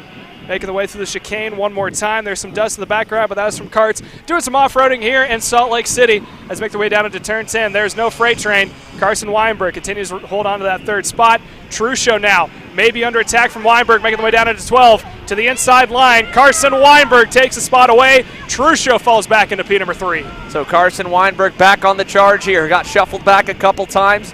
Now finds himself in contention once again. Here they go through the final turn. The gap to Jack Iliff down the front straightaway is going to get eaten up because they are hooked up and going. He signals, come on, Truchot, push me. And he will. Down to turn 1. He'll stay on the bumper, and he's going to unfortunately pay for it as down the inside on Truchot goes Michael McCaughey. Up 14 positions gained for Michael McCaughey in the number 161. What a drive forward here on the Parolin and his teammate to Truchot. But either way, there's so many teammates all in that group, or at least manufactured teammates, that they've got Parolins 1, 3, and 4 at the moment, and they had even a few more with Tristan Murphy in the mix and Tyler Roberts, who has faded back a little ways in the 7th spot, trying to gain back some ground. Here comes McCaughey now on Weinberg. Truchot trying to go as well. Weinberg hanging tough on the outside. Truchot tucks back in. Here comes Asher Oxteen. He wants 4th. He's got Palacio. Oh, yeah. Little push there. You know what? You need it sometimes. We were talking about some different chassis up in front. The only one who doesn't have an ally in that mix is Carson Weinberg. The only one on a CRG inside the top 5 is finding himself in P3 as they're making the way down the line one more time. It is still Iliff out in front.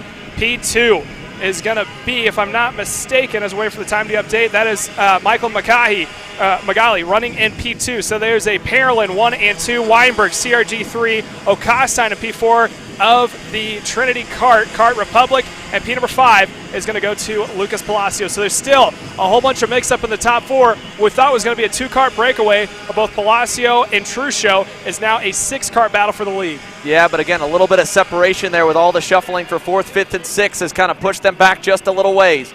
6.5 laps remaining. Jack Iliff leads over Michael McCaughey, who has come from outside of the top 10, outside the top 15, has driven forward from 17th on the grid to 2nd, might be able to get to the lead. We'll go side by side here as Truchot tries to defend from Oxteen. 6 laps to go. Let's at least give a little bit of airtime to the kid who put on a dominant performance in KA Senior. Jenna has caught up with Jeremy Fletcher. Jenna? Jeremy, great win and a really long race. How did you stay up with energy during that? I mean, I definitely had, it wasn't, say, easy, but we definitely got out front and did what I do best, just drive and stay out front. Yeah, you led nearly the entire race. Who do you want to thank for helping with your dominance this weekend? Definitely Ryan Perry, definitely big help. Dalton for setting up the go-kart, all the data guys under Ryan Perry Motorsports, OTK, Allison Racing Engines for the insane KA, and everybody else to help me. Yeah, new team this weekend. How's it going? Great, actually. I mean, it started off with a win, starting P3 and X30, hoping to come away with another one. Awesome. Great. Thank you. Thank you. Back to you guys. Thanks here to Jeremy Fletcher again for spending a little time with us. He's obviously got to get ready as well for X30 Pro action later on this afternoon. The Pro shifters are also on the grid. They're getting set to go green. Jake French suffered a penalty following the pre-final. He's going to unfortunately get booted down the order. And Marian Kremers, who started pole, had a rough start, will get to start pole again after everything was said and done. Up front, 5 to go this time here in Mini Swift. It is anybody's guess who's going to come away with a checkered flag. We've got a 3-car break, but when they battle, we'll bring more back into it. Here comes McCaughey with the momentum, with the head of steam to turn 1. Down the front stretch, he'll push Iliff at the moment and keep Carson Weinberg at bay. Weinberg had a good run, moving up 12 positions, along with McCaughey moving up 15. So those two came well outside the top 10 to find themselves battling it out inside the top 3. Leader still, Jack Iliff, who started in the 6th spot, also moved up a couple positions, trying to be in the position that he's at right now, leading the way. So we got a top 3 car breakaway. Iliff, Magali, and Weinberg, your top 3. After that, you got a lot of separation before you get to Lucas Palacio, who started in P2, is running in P number 4 currently. Alessandro Chusho runs himself in P number 5. Here we go, pass for the lead. McCaughey has gone through on Jack Iliff. So Michael McCaughey from 17th on the grid to the lead. Carson Weinberg gets back into it with that one pass. Look at Lucas Palacio. He is all by his lonesome, trying to catch the leader. 4 to go here at the line, and Michael McCaughey has come from the back of the grid nearly to the front. And down to turn number 1, Iliff will give him the benefit. He'll push him into the first corner. Iliff trying to see if he can't find an ally where he needs it. Carson Weinberg, also a fast driver, running himself in P3 for the first time. Michael McGahey is going to lead the way.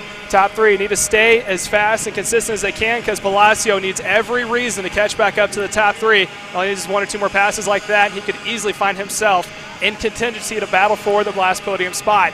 4 laps to go. We're presented at the line. We're going to have 3 laps to go this time by, making the way down to turn 10. Weinberg a little bit off pace. He's down by about half a car length. Let's see if this time there's going to be a pass for the lead. Looking on the inside is Iliff. Not going to try it. He's going to stay on the back bumper, and slowly but surely, P number 4 of Lucas Palacio is making his way up to the top 3 to battle for the podium. Yeah, Lucas Palacio is slowly coming into frame. 3 to go at the line. He's 3 car lengths back.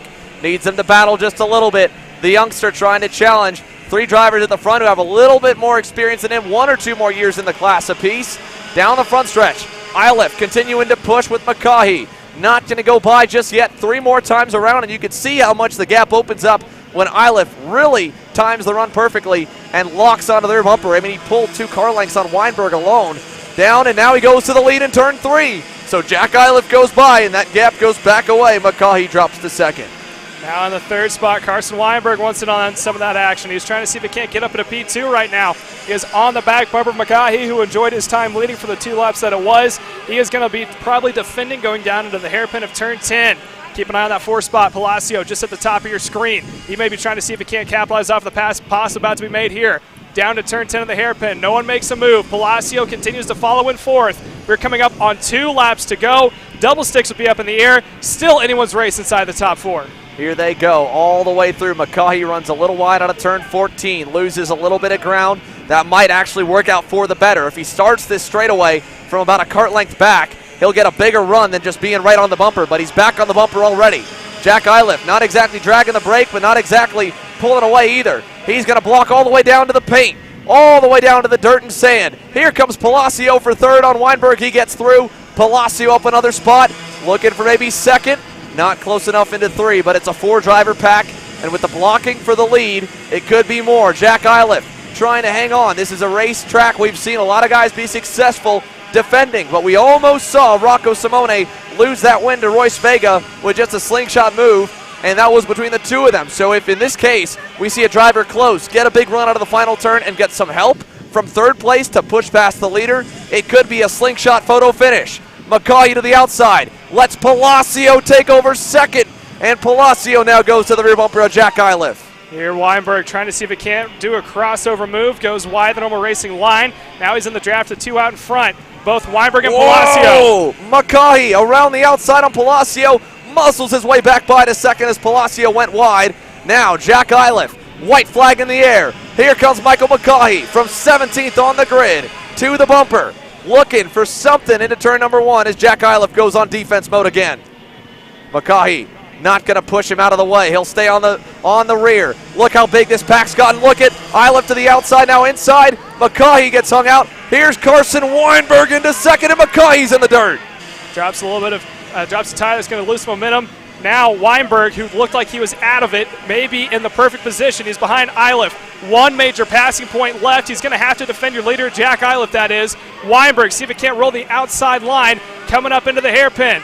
They're all stringed out there. Single file went from a 4-car to possibly 8-car battle for the lead. To the inside of defending your leader is Ilef. Rest of the field goes around. Look at Asher Augstein. He's dime-bombed it down the inside. 3 wide for the lead. Gage Bailey to the top side. Ilef going to get a big shove. Runs wide. Here comes Weinberg. They're door-to-door in the S's. Ilef hangs on here. Final time, last corner. Can anything happen here on the front straightaway? Jack Ilef leads them down the front stretch. Here we go. Jack Ilef holds on and will win in Mini Swift. Oh, looks like there was some contact in the back of the field in that packed battle coming down to the line, but how about that for Jack Ilef and Carson Weinberg to move up 13 positions and finish in P number 2. Looking at it, I believe that was Michael McGahee who got involved in that incident, finds himself in P8. Yeah, there were a couple that got all together there. I think that was right at the outside edge of the top 10. But Jack Ilef, your winner, a master class, again, defending, and they were 3 abreast with just 4 turns to go. All he had to do was hang on to the brake pedal, not get shoved too far wide. Weinberg got alongside him for a split second, but he was not there enough and ultimately didn't get the drive off of the final turn to try and make it close at the line. Jack Ilef, your winner here in the Mini Swift class. Carson Weinberg second, Lucas Palacio third. Gage Bailey, out of absolutely thin air, was up to as high as second when they were 3 wide. He went to the top side, ends up 4th. And let's go through the rest of your finishing order here. Again, you can see Tristan Murphy, Ashton Woon, all the way down at the bottom with DNFs, unfortunately. But Jack Ilef, Weinberg, Palacio, Bailey, Trusho rounds the top 5. Augstein, Roberts, Mackay, Kai Johnson, and Nixon Ellsworth get into the top 10 at the end there. And again, you can see down the order some more names that have kind of gotten shuffled up and down. How about Edward Kennedy and Max Weiland coming back to the field to get to the mid-pack? Good runs for them. But man, what a finish to that one. The Mini Swift class never fails to disappoint here when it comes to putting on some photo finishes or some last lap battles. 7 to 8 drivers going for the win, and Jack Ilef gets it done. I talked to him here earlier on in the weekend before we even got on the racetrack on Thursday. I said, how you feeling about it? You think you got a shot? Oh, shot to win? He said, oh yeah, for sure. And well, that confidence obviously translating here. A nice job hanging on to the inside lane, hanging on to that lead, getting the lead at the right points, and being able to come across the line as your winner. I'm sure the officials will take a look at all the incidents there. Michael Mackay, of course, unfortunate. What a great run going. Still picks up 9 spots by the end. Kai Johnson coming from the back outside the top 20, picks up 13. So we'll let them get through post-race tech inspection and the scales. When we come back and the track is clear, it's time for the class with the biggest purse, the highest amount of horsepower, and arguably one of the most stacked grids in the past couple of seasons on the Pro Tour. Pro Shifter, presented by PSL Karting, is set to roll out, and their main man, or at least one of their main men here, is they've got a big red army. Marian Kremers will line up on the point. Stick with us.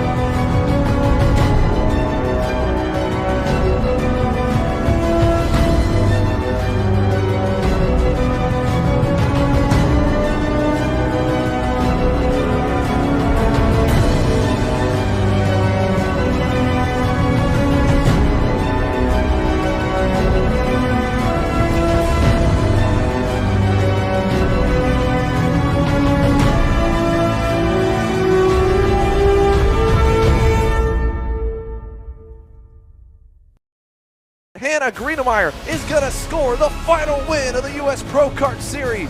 Hayden Jones is a national race winner. Nate Cicero wins. Four-time champion Ryan Norberg winning Super Nationals 24. Winner, winner, winner. Are you ready to join one of North America's winningest driver development programs? Rollison Performance Group offers fully customizable packages that are meant to take your game to the next level. For more information, head to rollisonperformancegroup.com.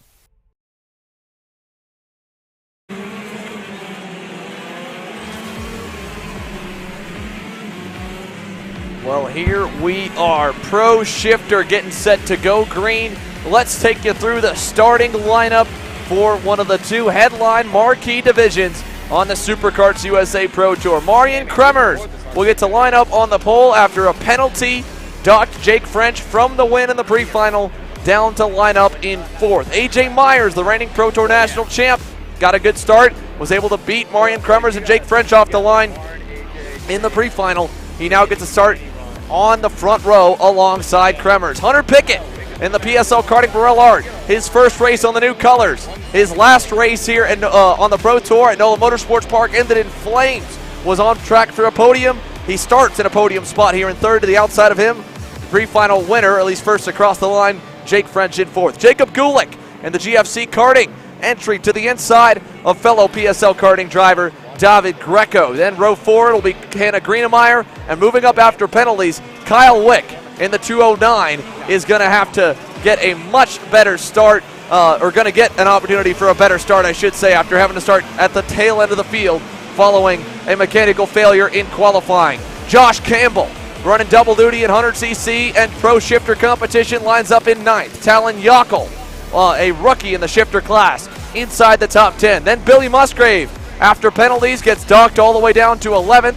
He lines up on the inside of row 6 alongside Aiden O'Neill. Fellow rookie Parker DeLong to the inside of row 7 alongside Philip Niemkowicz. And the field is coming together. Here we go. The best stars, the hardest karts to drive, and the most horsepower on the Pro Tour. 25 drivers for Pro Shifter. Lined, ready, looking for the green flag. Here we go. Green flag, and away we go again. A terrible start for Marian Kremers. AJ Myers with the whole shot. And look at that, Hunter Pickett nearly gets by his teammate in turn number 1. Tell you what, if you're Marian Kremers, the one guy you don't want to see besides your teammate is AJ Myers, someone who knows how to get it done, especially in the gearbox division. Finds himself leading the way out in front. Marian Kremers has been one of the quickest drivers all weekend long, so he's probably going to catch up to him. We're about to see an intense battle for the lead. We are going to see a heck of a battle here. AJ Myers, what a great start to the main event. Gets the lead. Kremers is right there. Myers knows it. He can hear him breathing down his neck. He'll block the inside into turn number 12. Look at Kyle Wick getting the move done on David Greco. That's back for 6th as they go on through. Headed over to turn 12 and 13. We'll go back up top as they come through the final corners here. Marian Kremers looking for the move on AJ Myers. Out of the final turn and down the front straightaway. 1 lap complete. 19 laps to go. Let's go side by side here while we watch the lead battle continue to flourish. We've got Jack Iliff down here, your Mini Swift main event winner, with Jenna. Jenna? Jack Iliff, that was a great win. Where did you start from? You started from 6th. How'd you get up to 1st? It was a bit difficult. In the beginning, I fell back a lot, and then just a long race. Yeah. Who were you battling for the lead? Like everyone, like Asher, my teammate Gage, Carson Weinberg. Yeah. Was the racing pretty clean, or did it get aggressive? Well, I think everyone gets a little aggressive on the last lap, but yeah, all clean. Yeah. Good job at staying out of those wrecks, and none of you managed to do it. You all finished clean. Who do you want to thank this weekend? I want to thank my team manager Charlie, my coach, also my mechanic Doug, and my mom and dad for letting me do this. Yeah, and the whole INROC team. Great. Good job today, and good luck tomorrow. Thanks, Jack. Thank you. Back. Thank you, Jenna, here. And we go back to the lead. Look at that. Marian Kremers trying to get up the inside. Oh! A massive contact for the lead. Marian Kremers and AJ Myers collide. Myers is stuck in the sand. And the leader, your driver who got the whole shot, your reigning national champ, is all the way at the back. And Hunter Pickett inherits the lead. Myers trying to get back going. Let's go back up front. Here's Hunter Pickett. Marian Kremers has now dropped down the order. They were door to door. Kremers tried to get down the inside. Pickett on the defense. Look at Kyle Wick. Slide job move there on his teammate Jacob Gulick. He'll take third away. Jake French to second. Jake French maybe had a good opportunity here to reclaim what he had lost during the pre-final as he is on his teammate's back bumper. I tell you what, Jake French, I don't say he's one of the older drivers, but he's definitely one of the most experienced, and especially when it comes to a gearbox. Ran his first shifter race at the Rock Island Grand Prix in 2012. Been running gearbox ever since, so he knows how to get it done. He's trying to size up Pickett for a pass on the inside. Can't get it done, stays to the back bumper. He continues to follow. There he goes, down the inside. Jake French overshoots it, and Pickett goes back on by. You want to talk about experience. Hunter Pickett, married with a kid, and has been racing on the Pro Tour and sports cars and anything you can think of for quite some time. You've got a lot of talent at the front. Hunter Pickett, Challenge of the Americas champion. Jake French, Pro Tour champion. Kyle Wick there in third, Pro Tour champion as well. Here they go to 13. French to the lead. Wick gonna tried go. to follow. Oh, he couldn't get it. They make contact. Hunter Pickett trying to hang on for second. That might be it. Look at that. Massive crossover. Whoa, Gulick to third. And if I'm not mistaken, that was also DeLong up in the mix as well as they continue to go back and forth for the top 5. Now across the line, they're going to try to ease it back down. That is not going to be French up in front. Pickett to P2, but Gulick, Greco, Greenemeyer up into P5 as well.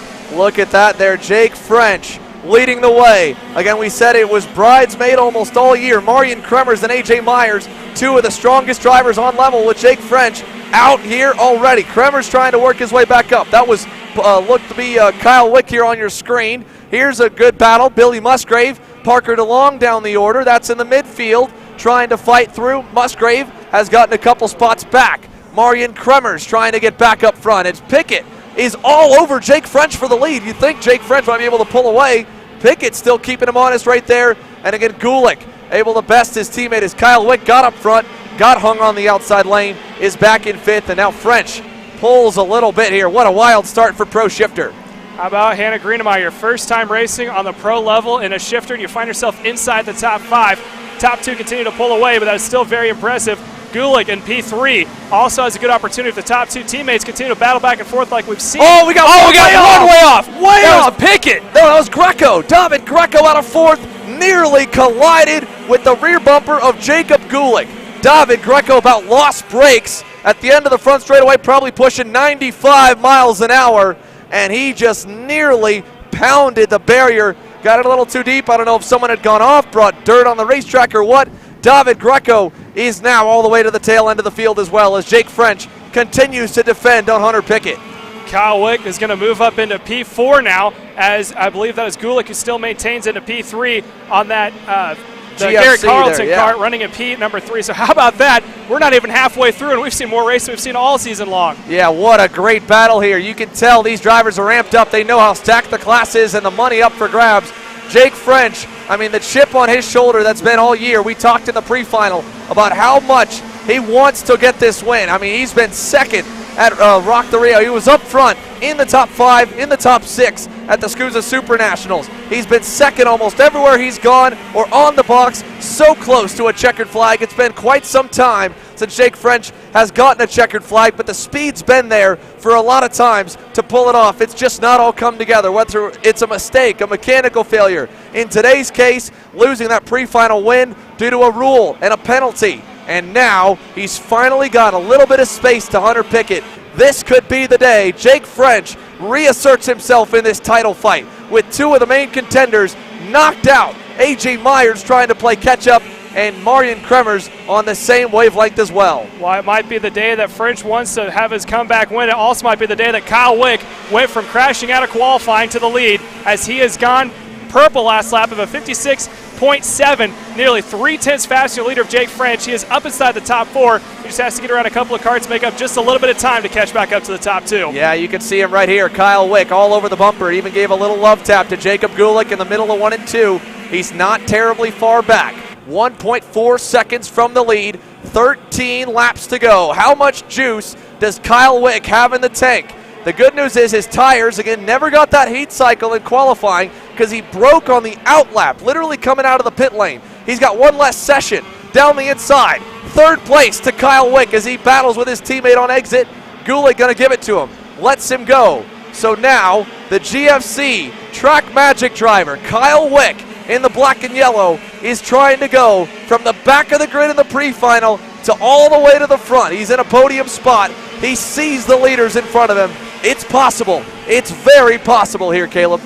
French continued to do a great job of leading out in front over his teammate of Pickett running a P2. I think they decided to settle down. They probably should have done that 4 or 5 laps ago if they wanted to hold off Kyle Wick, who you want to talk about a chip on your shoulder.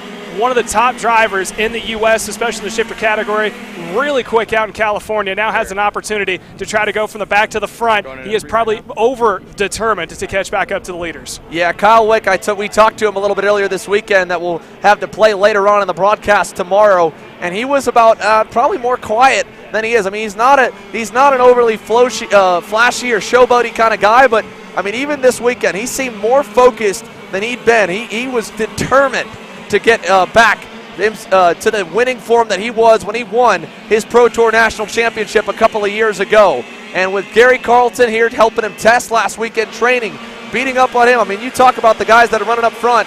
The top 2 in each, first and second, third and fourth, have been putting in the laps to get up to speed, to be able to contend. And again, look at Hannah Greenemeyer. Last time by, she was on pace with the leader, half a tenth back, and she's quicker than Gulick. What a great run here for her Pro Tour shifter debut as she's closing in on Gulick for 4th. Jake French turned it back up that last lap. He was consecutively running about the 57 ones. He went a 56.9, just about a tenth slower than Kyle Wick running in the 4th spot. Kyle Wick still has to get around his teammate, Jake French's teammate that is, of Hunter Pickett, and catch back up. So I think French is going to have to try to step it up and maybe put a little bit more wear and tear in your tires than you want to, as we're now approaching halfway.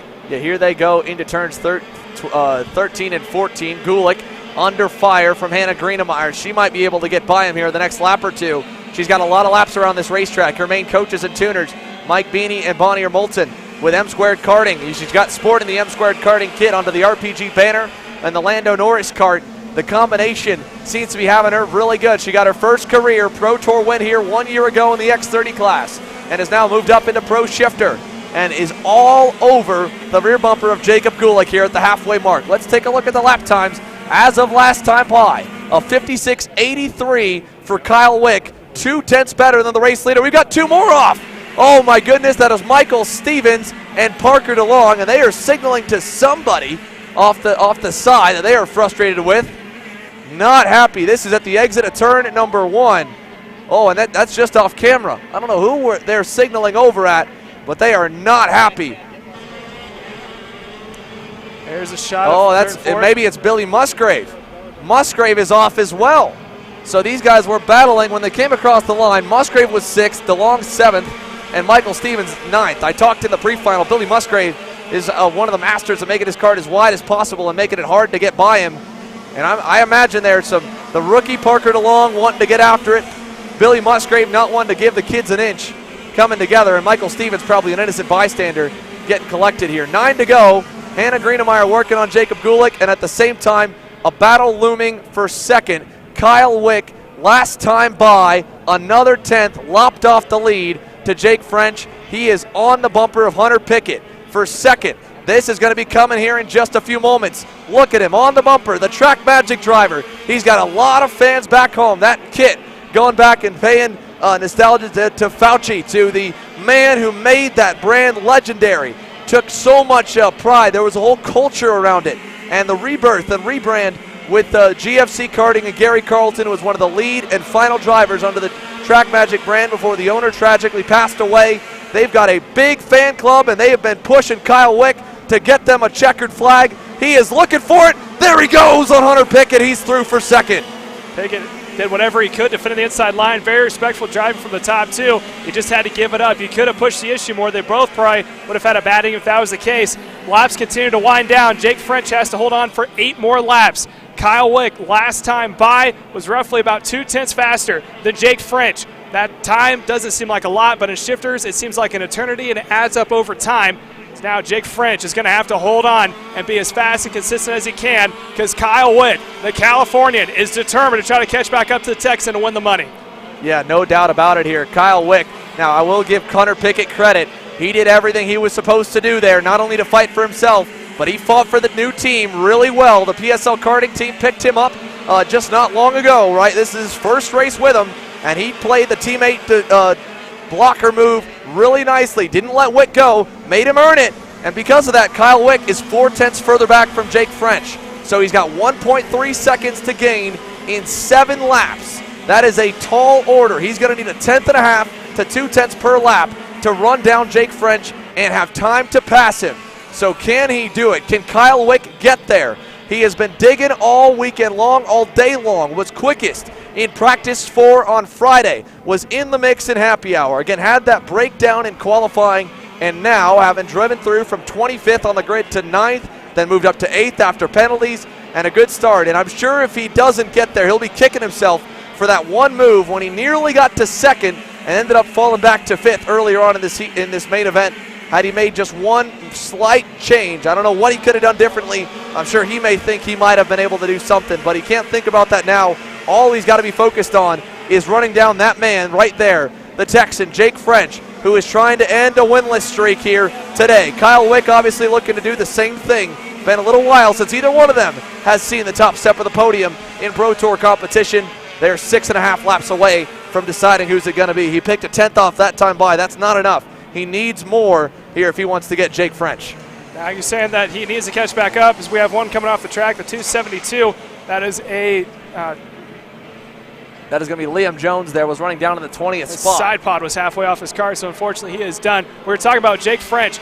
You want to talk about someone who's got experience. He knows how to hold on to the lead. Going back to his younger days, he was also one of the harder drivers to pass. But Pickett is trying to be as determined as he can. We're approaching 5 laps to go. It looks like Wick may have closed up a little bit more than he did previously as he makes his way across the line. Last time it was a 10th, this time by French went a 57.0. Kyle Wick went 3 tenths faster with the 2.5 tenths faster, the 56.791. So Wick now maybe back on par to catch back up here in the closing laps. Jake French here on your screen. You saw Marian Kremers on your screen a moment ago. He's back up into 6th. He's about 5 seconds back from Hannah Greenemeyer, so I don't think you'll see him recover more. But you can see the black and yellow looming here. Jake French trying to hang on. He knows how quickly Kyle Wick has been digging through the field if he's taken any looks over his shoulder.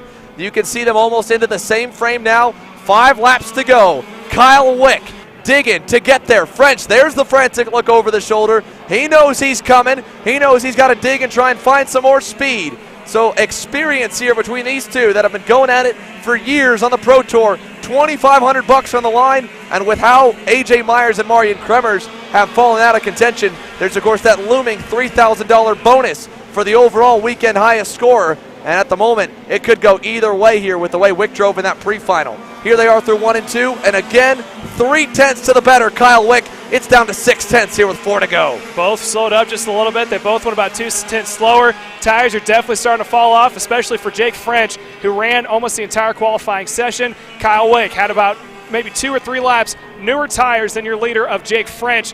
Right now, it's going to be 3 laps to go next time by. 6 tenths probably going to be down to 4. Can French hold on just a little bit longer and find a little bit extra in the tank and defend from Kyle Wick? This is a long one. Again, we talked about how long these main events are. 20 laps for the pro classes. Jake French doing everything he can. You can see the differences in the lines. The kart's definitely going away. The tire grip is going away. Wick was sideways up and over the curbing there, trying to dig for more. He's down to 3 car lengths back.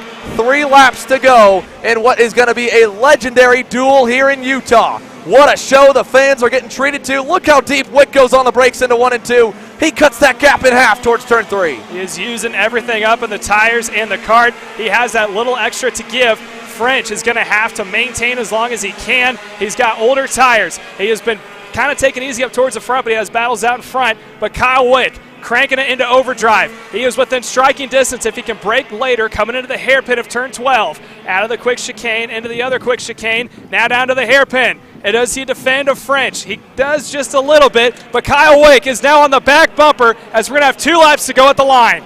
Yeah, Jake French already on full defense mode. Wick thought about even maybe trying a crossover there.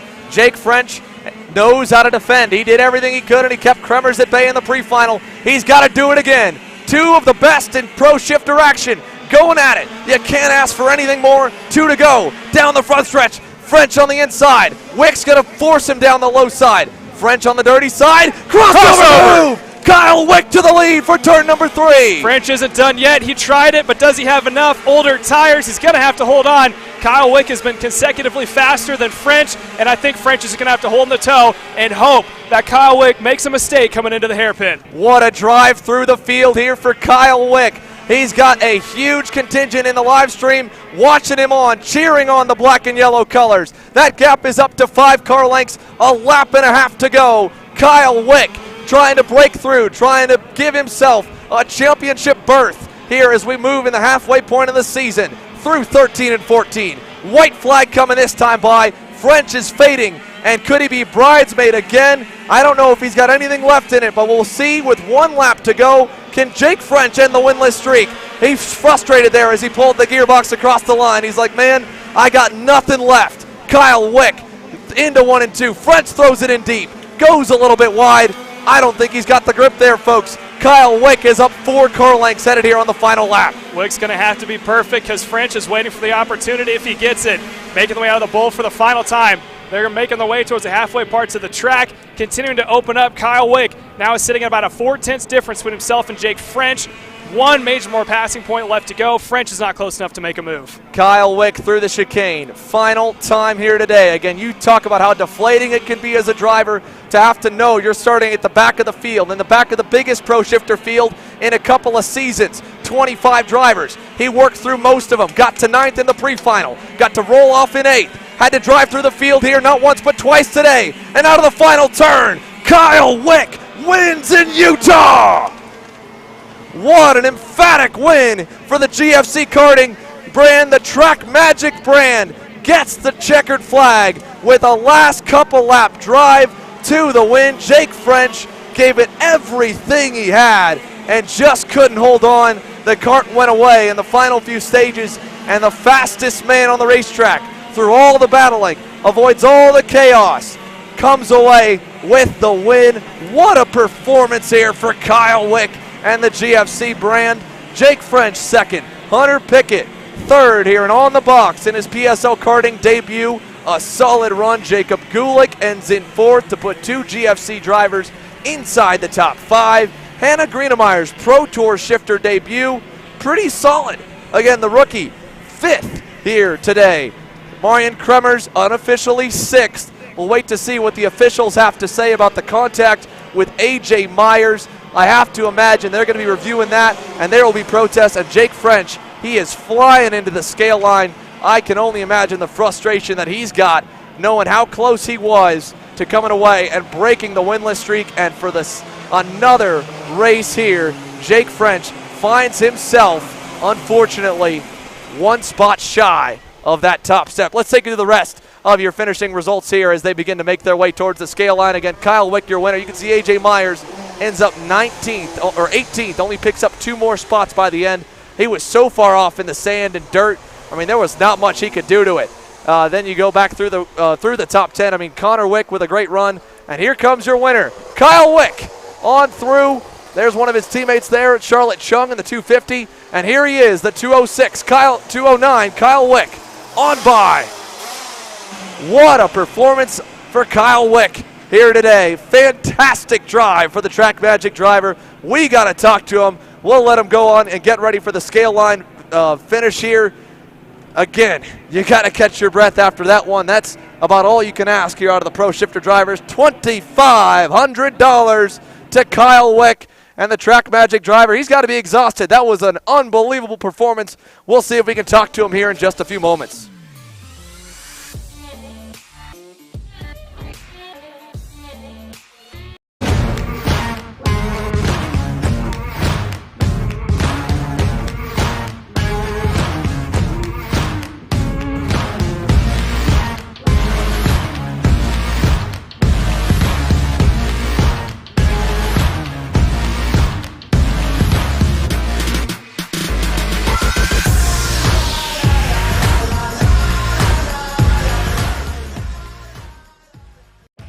Kart Store USA is a kart parts supplier that racers and retailers can count on when they need reliable advice and service. We focus on servicing all racers with honesty and pride while maintaining customer satisfaction. We carry a full stock of Kart Republic and Tony Kart chassis, as well as IAMI and Vortex Rock engines. We've also got a host of other parts available and in stock, such as products from Rev Performance Materials, Jecco Racing Seats, and more. We have a 100% satisfaction guarantee, and on top of that, if your order exceeds $200, shipping is on us. Check out all we have to offer today by visiting us online at kartstore-usa.com. Odenthal Racing Products, your #1 producer in engine mounts since 1992, along with our leading-edge designs and product development, such as the Odenthal Racing Products EasyGP camera mount, which comes in 4 different styles and can be used on any karting platform. To see our products online, go to odenthalracing.com. So welcome back here live from Utah Motorsports Campus here. Kyle Wick just put on one of the best drives we have seen in Pro Shifter in quite some time. Has to come through from the back of the grid at the beginning of the day after a mechanical issue in qualifying, drove through the grid in the pre-final, had to drive through them almost twice here in the main event. And there he is there. A big congratulations from his teammate Jacob Gulick. He knows how hard it was. And man, was it an awesome performance. Congrats again from Hannah Greenemeyer. She did a great job today. We're going to get him set up and chat with him. Jenna, let's send it on down to one man who is $2,500 richer and that much closer to that $3,000 Aspen Fuels bonus. Awesome drive, Kyle Wick. There was some drama happening behind us, but you managed to win. How's it feel? Really good, especially with our qualifying this morning. It made it that much better. Yeah. How's the GFC team got to feel after this? You guys celebrating? Yeah. Tomorrow we want to do better. Yeah, definitely. So what do you said tomorrow you want to do better, but I think this is an incredibly impressive performance. Can you walk me through this race? I got a good start, and I got up to, I don't know, I got ahead of people on the first couple laps, and then when I was, obviously AJ and Marian crashed, and then when Jake made the pass for the lead, and I tried to go with him, and I ended up off in the dirt, and I don't know, back to 8th or something, battling for 8th, and I was like, fuck. I know I had the speed, and Gary's going to be pissed when we get back, so I just had to make sure to go get him. Yeah, you had wild speed. Who do you want to thank? Got to thank my mom and dad for supporting me, Track Magic, and GFC. Awesome. Thank you. Great drive, Kyle. Thank you. Back to you guys. Thank you, Jenna, here. And again, big congrats here to Kyle Wick. What an awesome job here. What an awesome drive for the Track Magic driver. As you see, again, there he goes. He's got to still push through scales, push through post-race tech inspection. Lots of storylines out of that one. Of course, AJ Myers and Marian Kremers, I don't imagine they'll be having dinner after this one together. That was gnarly here to go back after that one again. That was early, both of them, and we've seen turns 1 and 2. We've already seen a couple drivers come together. We go think back on that Macy Williams, Zach Meyer incident in the K100 Senior race earlier today. This is a corner where you swing out in the center, come back down in turn number 2. Kremers sent it down the inside. Myers was trying to cover it off, and then they just touched wheels, and at that point, they're passengers. It's like a slingshot, Caleb. Yeah, there's really not much you can do in that situation. I think it was just a racing incident in general. I didn't get a 100% chance to see it. When you're going for that much money, you can't really not go for moves like that, especially when it's someone, both of those drivers are in contingency for a win. You're going to have to go for it. Yeah, you got to get after it here. The X30 Juniors, of course, they're currently getting gridded up and set to go. There's still some cleanup going on the racetrack, and I'm sure some post-race deliberations from Pro Shifter. We've been on schedule all day, knock on wood here, with 3 races left to go. X30 Junior, the X30 Master Shifter main event, where we'll have a lot of time to talk to some of our X30 pros. And then, of course, the X30 Pro main event. And they've got a big act to follow when it comes to this Pro Shifter main. I mean, this had everything. You had Rex for the lead. You had a guy coming through the field, a two-man duel in the last 2 laps. That's all you can ask for. I mean, that's exactly what pro karting is all about. And awesome stuff for Kyle Wick to get the monkey off his back, get a checkered flag here. And of course, it ends Marian Kremer's streak. We've got a class now here to battle for in Pro Shifter. That race was almost nostalgic to watch. That's what shifter racing used to be like. It used to be 25 of the best going for it, not knowing who was going to make it out of the top 10. I think that was probably one of the best shifter races I've seen in the past 5 or 6 years. And you got to give a lot of credit here to Aspen Fuels USA. They have stepped up in a major way here this weekend. Aspen Fuels, of course, the official fuel partner here for Superkarts USA and the Pro Tour. And they doubled nearly doubled the entire purse money here. $6,000 added to the purse thanks to Aspen Fuels. Free t-shirts for everyone in the paddock. They're giving away a free entry to the SKUSA Super Nationals at podium ceremonies later on this weekend, Sunday evening. I mean, they are just going all in. They've got their entire team here this weekend. All the top executives from Aspen Fuels USA here. They're full on supporting and partnering with Supercarts USA, and it's cool to see them stepping up in such a big way. Now, again, Marian Kremers dominant in NOLA. Obviously, some on-track incident there with A.J. Myers took him out of contention. Let's hear his thoughts. He's down with Jenna. Marin, there was plenty of drama in the pits afterwards. What happened on track to spark that? I guess I should have known better. It's the only way they can beat me is just to take me out or crash with me. So I went for a move into turn one. I was side by side with AJ. He left me just enough space for the first apex, which was great. Made no contact. And the second apex, he just closed the door when he knew I was still there. I put two wheels into the dirt, trying to survive. I was on the brakes, downshifted an extra gear, but he just left me no space, and we unfortunately wrecked. I guess that's part of it. That's, I think, the only way they can win. Then afterwards at the scales, the whole team just throwing water bottles at me, calling me names, and I mean, it's a little bit unprofessional, I think, especially he's supposed to represent his whole team.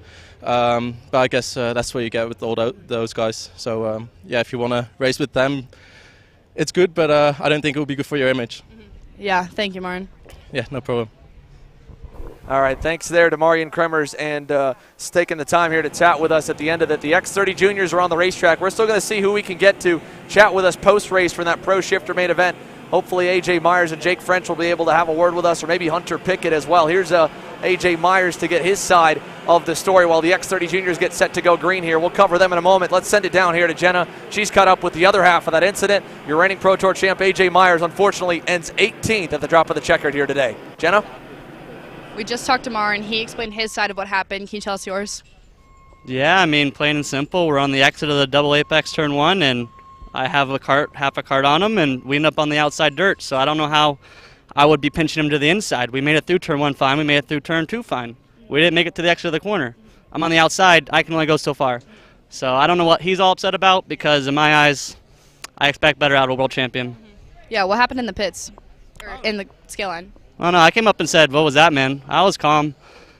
He was a little upset. I think there was something behind. That's what really what it was. I didn't do anything. Marin was mad. He didn't really do anything. But I don't know. Go for it tomorrow. All right, thank you, AJ. Thank you. Jay Myers here. We go back to the racetrack now. We are green with X30 Junior and underway. And down the inside to turn number one. Aiden Ingrata with a great start. Leads them on through turns 1 and 2. Here we go on and out, and green we are through number 3. Ingrata leads them, followed closely by Brandon Carr and company. Out of the bowl corner for the very first time. We'll go side by side here this time to give you guys a little shot of the action as we're underway with X30 Junior, but we've also caught up with a man who's got a podium and is so far 1 for 1 aboard the red machines. Hunter Pickett is down here with Jenna. Jenna? Hunter Pickett, a lot happened in front of you, a lot happened behind you. That was arguably one of the most entertaining shifter races in the entire American season. Can you walk us through it? Yeah, I was in third when Marin and AJ got into it and found myself in the lead, so I was fairly excited. But we didn't quite have the pace to stay there, and you know, getting on the new kart for the first weekend is great. A lot of speed there. Got to get used to it a little bit more, but I'm excited for our debut and more to come. Seems to be going well. Thank you, Hunter. Yep, thank you.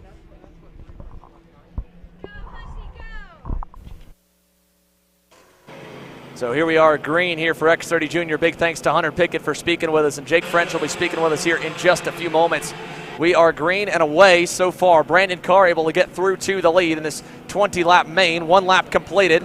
He's got company that's joined him up at the front of the pack, as well as it looks like Carr has maybe been shuffled back all the way to second. I think we've got a new leader here, and they're battling. Max Taylor's up there, and look at that.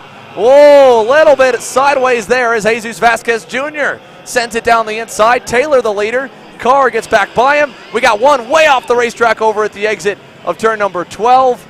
That was one of the other Bennick entries there, but nonetheless here, a little bit wild. Looks like it should be tame enough that we can go back and forth and side by side at points here with Jake French, but let's send it on over to him. So close here today, unfortunately, just 1 spot shy and a couple of laps shy of getting that win here that he's been searching for quite some time. Jenna?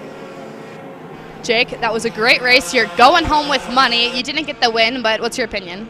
You know, the GFC boys did pretty good. You know, he did miss qualifying, so he had a little bit fresher tires. But either way, Wick drove awesome, and congrats to them. But you know, it's good for the team. We got 2 Pirellis on the podium. I drove hard as I could. Cart fell off a little too much at the end, and you know, we got tomorrow. We'll see what we can do. You changed anything before tomorrow? We'll talk about it with the team manager and see. Most likely, yes, for the long run. But yeah, we'll just see. Who do you want to thank for helping you out this weekend? You led most of those laps. Yeah, you know, the Royal machine's pretty good. I mean, we definitely have qualifying pace, you know, taking 3 of the top 5 spots. And, you know, I can't thank my dad and Dominic with the motor work, my dad with the mechanic work, everybody at PSL, Brellart, and Ronnie. You know, they all do so much for me. And, you know, I'm blessed to be here and racing. And even with the second, you know, it's good for the team, and we'll take the data. Great. Thank you, Jake. Thank you. Back to you guys. French for speaking with us here. We appreciate that as we see our first change in the lead since Max Taylor got to it, and Brandon Carr tried to go through, couldn't do it, overshot it. Max Taylor holds the lead, and it's a 5-driver breakaway, but not a big break. Taylor, your leader, over Brandon Carr, Jesus Vasquez Jr., Jensen Burnett, and Aiden Ingrata as they go for the bus stop here. 3 to complete, 17 laps to go in X30 Junior, Caleb. Yeah, it's kind of a reset for us. Went from that intense battle from Shifter, now we're over to an intense battle for X30 Junior. Taylor out in front, Carr running in P2. For the moment, there's a pass on the inside. They're going to go all the way down to the inside. Carr tried it. He couldn't get it done. We got one way off on track, drops 2 wheels. If I'm not mistaken, I think that may have been either G3 or Gyros, possibly. It's hard to see from here, and they're still bunched up, making the way through the S's, trying to get themselves sorted single file, and all this is going to go to the point of Max Taylor, who's now opened up his lead. Oh, big contact there. Stephen Miller goes around here in the final corner. That lead group has been absolutely obliterated. Aiden Ingrata has been dropped back. Vasquez Jr. back as well. Our leaders have completely changed up. It's Taylor, then Burnett, then Carr, then Vasquez Jr., then Ingrata. Indeed, our Gyros got shuffled down a little bit as well, but that was hairy to say the least there, and that was a time bomb, really, whenever you get that many X30 Juniors together all in one grouping. I mean, there is just not if, but when the chaos is going to break it all up, and it just broke up right there here on lap number 4. And the problem is that when you break it up, it usually spreads everyone out, goes from an incredibly intense and interesting battle to something that's a little bit more straightforward, as we like to say, but there's a battle on the inside pass. If I'm not mistaken, that looked like that was, I believe that was Ingrata right there, yeah, going by on CRG, Vasquez. able to get around. Yeah, so Aiden Ingrata getting a spot back there, gets by Jesus Vasquez Jr. for the 4th position. Sets his sights onto Brandon Carr in the Benek EOS kart. 15 laps to go, 5 complete. As we come across the start-finish line straight away down for turn number 1. What a job there, side by side back behind him. Gaffera looking to go maybe on Vasquez Jr. for 5th. He does. Move Caleb G up into the top 5, and Ingrata gets by Carr for 3rd. So now Aiden Ingrata can try to run down the top 2 because Jensen Burnett has reeled in race leader Max Taylor. He was only 2/10 back from him at the line last time by. He should be close enough to be able to challenge him in the back sector if he wants to, while this group here is 3rd on back, led by Ingrata. Carr going to come under pressure. Here they come on through, and Carr knows it. He's going back on Ingrata because he can feel the heat coming.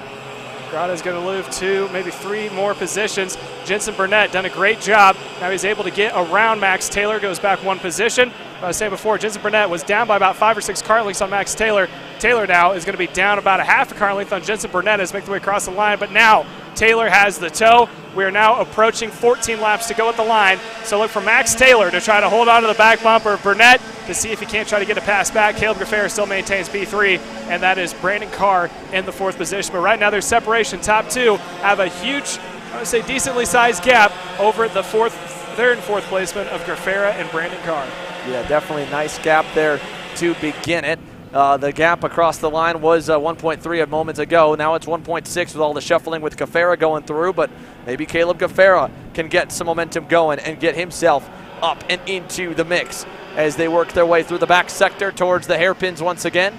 Jensen Burnett just kind of playing calmly there in 2nd. Here's Ingrata back on Brandon Carr. He'll take away the 4th spot, headed through turn number 12. Ingrata's got his hands up in the air. He's trying to get a little bit of help. He's trying to make his move to catch back up to Caleb Gaffera. He got hands up in the air like, hey, give me a little bit of a push. We got to get something to catch back up to Gaffera, and then he's probably going to try to dispose of Gaffera quickly to catch back up to Burnett and Taylor, or you might see him try to work with them and close back up as time by. 13 laps remain, so there's still a decent amount of time left. We're not quite halfway for these young men and women, with Max Taylor going purple last lap for the moment. Caleb Gaffera went purple with a 1:00.467. Last lap for your leader was a 1:00.525, so it is still Burnett, Taylor, 1 and 2 out in front, with a decent-sized gap, roughly about 1.5 seconds between Max Taylor and Caleb Gaffera. Aiden Ingrata slowly starting to close back up with help from Brandon Carr to Caleb Gaffera. Yeah, slowly starting to get there here. 12 laps to go.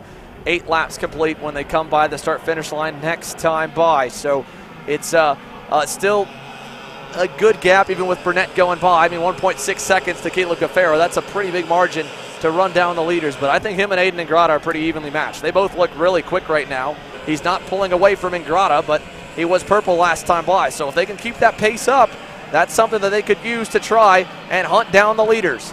1.6 last time by. Let's see what it looks like this time by the start-finish line straight away at the stripe. About the same. The leaders pulled actually about 1/10 of a second on Gaffera at the line. Aiden Ingrata last lap went purple though, 1:00.238. Jensen Burnett went a 1:00.3, so Ingrata is about 1/10 of a lap quicker. Let's see if we can't translate that onto Gaffera. Gaffera was about 2/10 slower than Ingrata that last time, so he's definitely going to have to start working that back bumper of Gaffera or get around him quickly if he's going to try to catch back up to Burnett and Taylor. Again, top 3, Burnett, Taylor, Gaffera, Ingrata. Carr running in P5. It's a 2-car breakaway out in front of Burnett and Taylor. They've been kind of a little stagnant now. They've been going back and forth in the start, decided to back it back down. They're running nose to tail. Now we're going to look and see if Gaffera and Ingrata may be able to catch back up. I thought for a moment that Ingrata was going to get around Caleb, but he decided not to. So this time by, let's see. Now they got a clean lap under their belt if they're able to close that 1.6 second gap even farther down what they need it to be, which is probably about 0.3. Yeah, let's see what they've got here across the line. 11 laps to go. Aiden Ingrata trying to help Gaffera. That time by, again, just even to the leaders. Not any bit better, so they've got work to do here. In comes G3 Argyros with a broken rear bumper. Unfortunately, his day is done, so we're down to the lone CRG in the field between the 2 Speed Concepts entries as Aiden Ingrata trying to dig with Gaffera, trying to help him, trying to get to the leaders. It doesn't help that the leaders continue to work together as well. Yeah, they've been working together most of the race, and they've been staying how they are, nose to tail, but now it looks like Burnett has slowly opened up a little bit of a gap. Gaffera has also opened up a little bit of a gap over Aiden Ingrata running in P4. Ingrata is still the fastest kid on track, still at that 1:00.238. Continues to close back up ever so slightly for to Gaffera in the tighter parts of the track. But Gaffera able to open up a little bit of a gap down these straightaways. Ingrata, now he's all over the back bumper, making his way through the far parts of the track down towards his front straightaway. The leader's going by at the bottom of your screen. Here comes 3rd and 4th.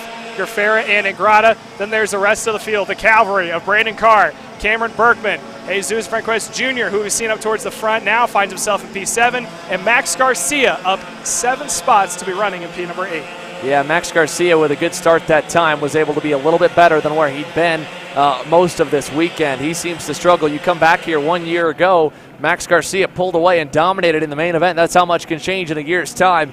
All the different development for all the chassis. It's not like Garcia's regressed as a driver. He has continuously improved. That was his rookie season in the X30 Junior class, and sophomore year here in Utah, struggling a little bit to get the pace back to where it was. We see a nice battle here going down the inside. Cameron Brinkman able to get by on what looks to be Brandon Carr. Carr trying to go back on Jesus Vasquez Jr. Gets into him, drives him to the curb. He gets knocked back a little bit, and Vasquez hangs on. Look at Garcia. What a nice crossover. He gets Brandon Carr. Carr will lose another one. Cooper Shipman able to get by as well. Top 2 still out in front. Last time by, the gap dropped between Max Taylor and Caleb Gaffera was at a 1.6. Now it's at a 1.4.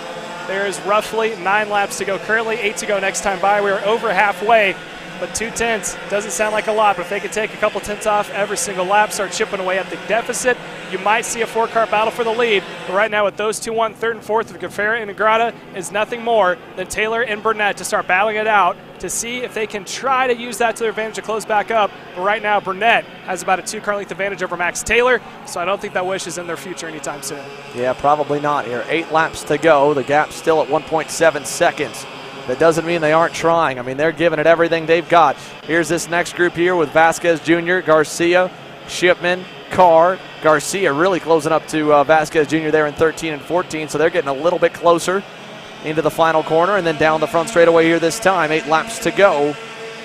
12 laps completed for X30 Junior.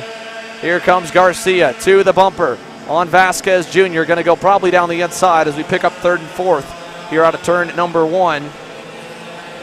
Indeed, Garcia able to get by. Just missed that there through turn number 2. But Max Garcia able to get up into the 6th spot, and that probably won't change too much now as they go on by out of the bowl. We look back here with Gaffera along with, well, let's see, here we'll pick up Garcia now. He's back behind Cameron Brinkman, so that's the next driver in the wake for Max Garcia, up to 6th. He's got 9 spots gained. What a drive here for the guy from Coconut Grove, Florida, 2nd-year junior driver. Max Garcia doing a good job, gets by Vasquez, and again, Brandon Carr, he has just had a rough run here in the main event, rough run in the pre-final as well. The race pace hasn't seemed to be as good as where he was qualifying, so it's unfortunate because he was super strong to begin the day. Absolutely, and what you're talking about with Garcia, he had a fantastic opening season when he had good run in the Winter Tour, and also along with USBKS at GoPro, was able to put on a fantastic show with Ingrata, who now finds himself up in a P4. There's a good shot of the battle for P number 3. Gaffera and Ingrata running in 3rd and 4th. It's been that way most of the race. It took another 10th off between themselves and Max Taylor running in P2. But now with 7 laps to go, I don't think it's enough unless they can pull somewhere a half second out of the hat to close back up. I have a feeling it's going to be the top 2 of Burnett and Taylor, going to be the battle for the lead. But you never know, especially when it comes down to single clutch classes. There may be a possibility that those 2 can close back up. Yeah, here we go through the chicane over towards the final corner. Final couple of turns. He's closing in on Cameron Brinkman. So this is the battle for P5 that we're watching. Coming on through turns 13 and 14, 1.5 cart lengths between the pair through the S's. Over towards the final 2 corners here. Garcia should be able to crack the top 5, but I don't think he's got pace enough to run down the leader. Still about on pace with him or a little bit slower. Your update on where the gaps are. Gaffera has closed up a little bit to Max Taylor, but that's because Max Taylor has fallen off the rear bumper of Jensen Burnett. Burnett's pulled now 0.4 of a second back to P2, so the 2 drivers that broke away early, now with 6 laps to go, might be separating themselves a little bit, which could be good for Gaffera and Ingrata. They might get a little bit of a toe off the back of Max Taylor, but for Max Taylor and his fan club, I mean, they need a little more pace if they want to get back to Jensen Burnett's RPM Tony kart. Brian Perry Motorsports, you go back to 2021 here at Utah Motorsports campus. They had the Morgan brothers, Cole Morgan dominant in K100 Senior, Carson Morgan dominant in the junior ranks, and now they've got a solid junior driver here in Jensen Burnett and a solid 100cc driver in Jeremy Fletcher, who's also, again, in contention to potentially come away with a win in the X30 Pro class. Would be solid for them, considering the contention that they're up against here. As we watch them go down the front straightaway, Garcia now by on Brinkman into the top 5. Gap between 2nd and 3rd of Taylor and Gaffera continues to stay at that 1.3. So Max Taylor maybe decided to wait a couple laps because he probably thought it was just between him and Jensen Burnett. Now we're approaching 5 laps to go, 4 to go next time by. Max Taylor might start to crank it back up, use the toe to his advantage, see if he can't get around Jensen Burnett. But right now, Burnett has done a good job of staying in the lead, keeping it clean, and staying consistent, because any mess up he might do, Max Taylor 100% is going to capitalize off of that. Caleb Gaffera still leads over Aiden Ingrata, who still holds the fastest lap so far in this race. Yeah, last time by, again, Burnett fell off 0.2 of a second, so that brought Taylor back to him, brought him back a little bit closer towards 3rd and 4th. That mid-pack group there seems to be pretty settled, so I don't think we'll see much more action until maybe the final couple laps here out of Max Garcia's pack. I think we're going to see a lot of action out of the top couple, though, in the final few laps, because Max Taylor right there closing in again on Jensen Burnett. Where do Gaffera and Ingrata find themselves this time by the start-finish line?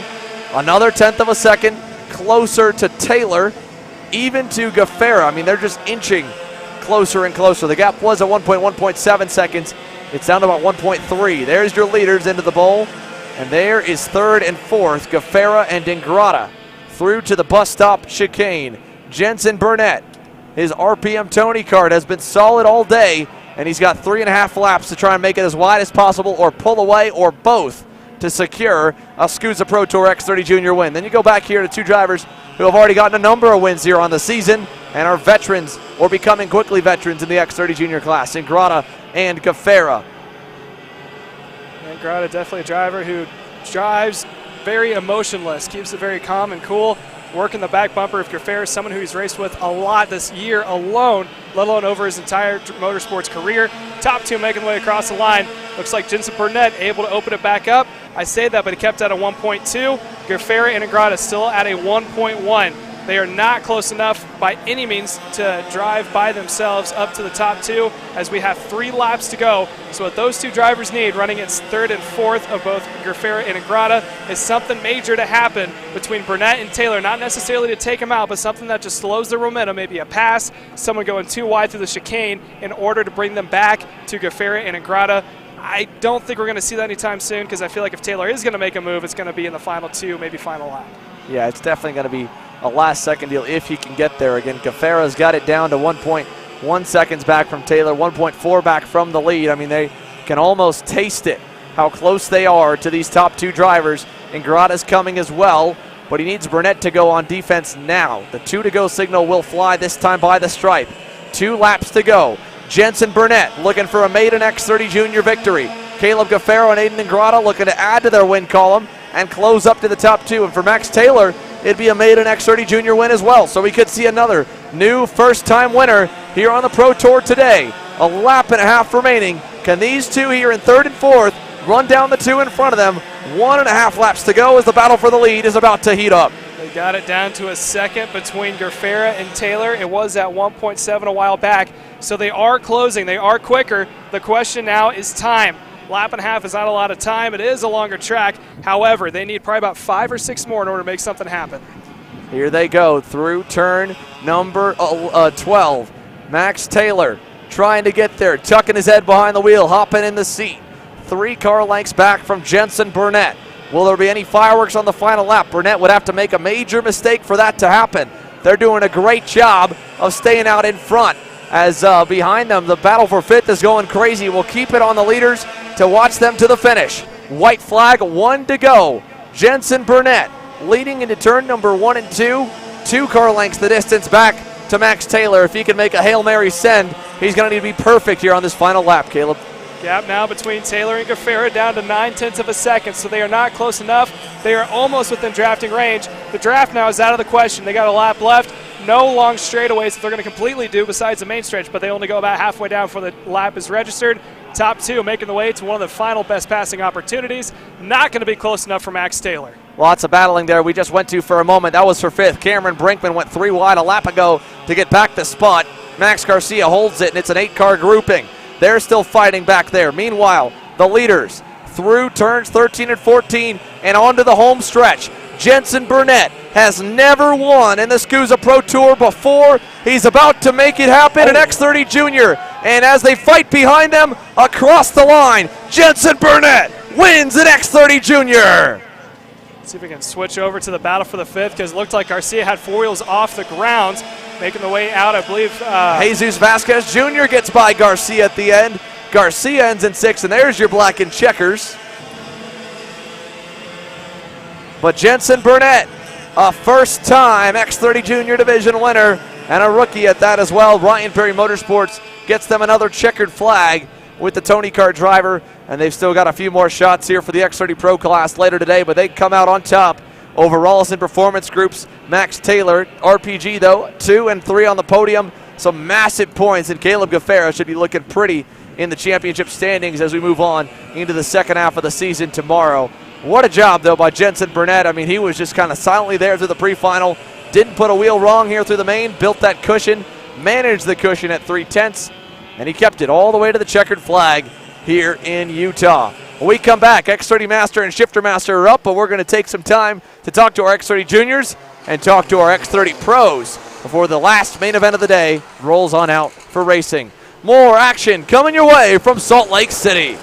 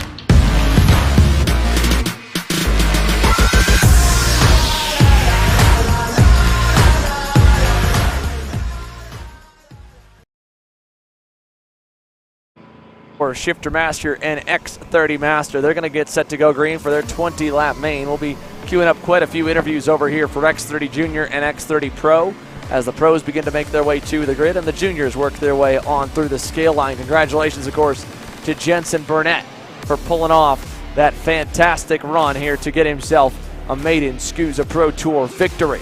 The Shifter Masters are lined, looking good. We'll get ready for the green flag for them here. Robert Fiege on the point. And away we go. Green flag for Shifter Master. And green flag given here for the X30 Masters as well. We'll go live here and crank it up for their first lap and get our interviews ready and queued here live from Utah.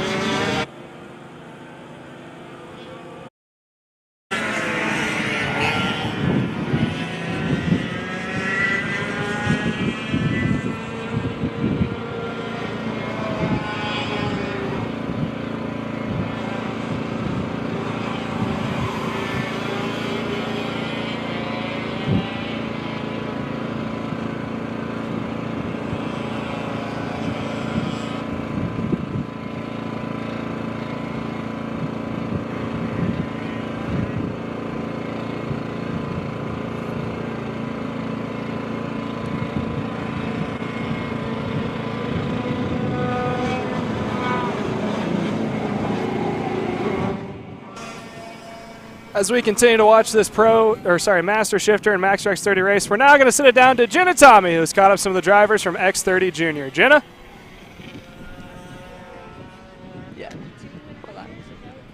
Yeah, all right.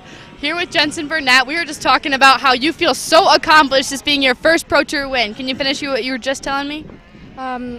Yeah, it's amazing. Like, I don't even know how to describe it with words. Just being in SKUSA for like 2-3 years, not being able to get a single win, and then coming today is amazing. Are you going to do anything to celebrate? I always ask the younger drivers that. You know, that's up to my dad. I mean, yeah, that's up to him. How was fighting for that win? I feel like it was a bit tough. I mean, I'm so used to looking back and like seeing where the gap is, but when my dad's going every lap on the sidelines, I'm like, okay, I guess I'll follow you. And when I looked second last lap, I'm like, oh God, he's like actually really close. Yeah. So.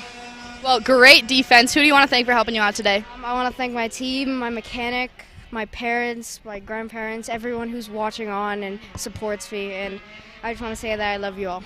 Great. Thank you so much, Jensen. Great win. Thank you. Back to you guys. Thank you, Jen. I'm sure we're going to have more interviews yet to come. A quick update of how things are going for the Masters class. Robert Fiege lost the whole shot into turn one. It was Michael Gosh able to make up the spot. So right now, Robert Fiege has been in the wake of Michael, trying to see if he can't get the pass back. Ken Schellings has done a great job of staying with these younger guys who are running the Masters class, running in P number 3. Mike Rollison out in the lead, that is, for X30 Master over Mario Barrios. Mike Rollison still showing us all. He still has what it takes to get it done here at the national level. See, he's leading over Mario Barrios, someone who is probably one of the better drivers when it comes to Masters, leading the way in the championship. Going to enjoy the points going to get from this one, but he's going to get humbled by his team owner, that is Mike Rollison. So there's still more interviews still yet to come. When they pop up, we will then switch back over to him. You get a quick update. Michael Gosh running P1. Robert Fiege trying to get his first Pro Tour victory as he is trailing in P number 2.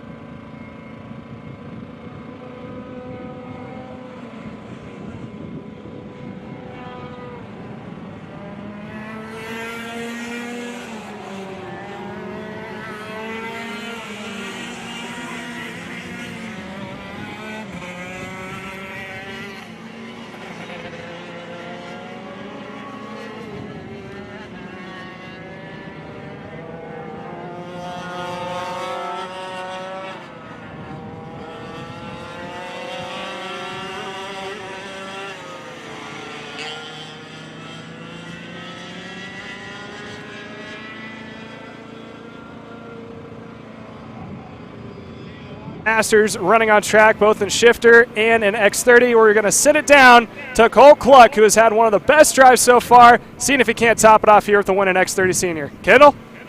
I'm here with Cole Cluck. Cole, you've been one of the sneaky picks for this weekend. You've been up front. You didn't have the best qualifying run. You qualified P10, but then you were quickest in the pre-final and finished 9th. How are you going to go from there? We just got to see how it's going to flow out and for sure make our way back up in the final. How we did in the pre-final, try to go purple again and just try to get through karts as efficient as we can and just be economical with our time. Yeah. So this is your weekend debut on the CRG chassis. How's it treating you? It's so nice. We love it. It's way more easier to deal with an OTK. Of course, we got Ewan, CRG, helping us, so it's a lot easier and it's going really good. Yeah. So you got 20 laps for the final and it's getting really hot out. How are you going to keep your energy and momentum up in the final? For sure, save our tires and kind of hold back for a little bit and then strike at the end. All right. Well, sounds good and good luck, Cole. Sounds good. Thank you. Thank you, Kendall. I'm sure we're going to have some more interviews still yet to come. Another update as we are approaching halfway for your Masters race. Michael Gosh still out in front. It looked like for a moment that Robert Feige was going to be able to catch back up.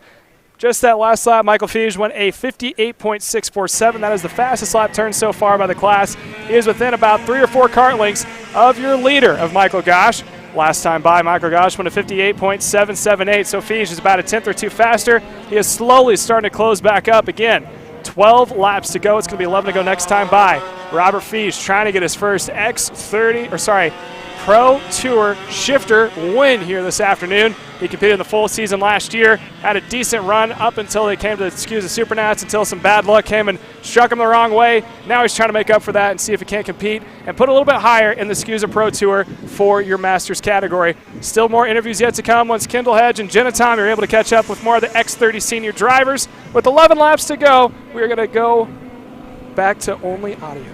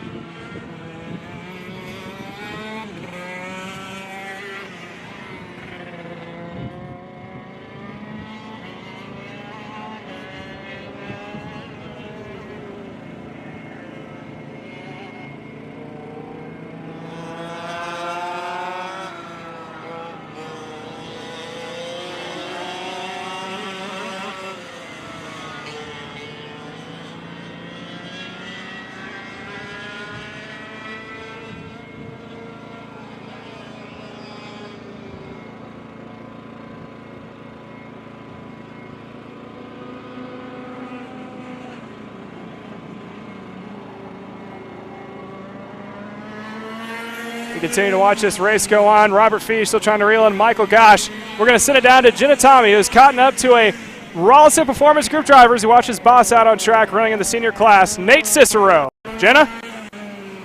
Nate, you are currently first in the points championship. How confident are you feeling going into this race? Pretty confident. I think we found a lot of speed today. The last few days we were pretty slow, so the speed came at the right time. That's what's important. How helpful was the test weekend last weekend? It was pretty helpful, getting to know the setup, and although the track changed quite a lot, I think we learned quite a lot. Was the heat this bad last weekend? No, definitely not. How's that change your driving? it just makes the tires go away a little bit quicker, so you got to conserve them a little bit more, but I think we're doing a good job of that. So, How's it feel to give Ryan a run for his money? it's nice because he's been so dominant this year. He's won every USPKS race at least, so hopefully I can take one away from him today. Well, that's just an attest to his coaching skills. Thanks, Nate. Good luck. Thank you. Back to you guys. Thank you for that. We're going to go back underway here for our our Pro shifters along with our X30 Masters as they're making the way around. For your X30 Pro, X30 Masters, Mario Barrios is able to get around Mike Rollison. He is now your new leader as Robert Fish continues to trail Michael Gosh running in P number 2 and 1 respectively. And it looked like Ken Schilling pulled in a little early. That was the third shifter out on track, so he has made his way off track.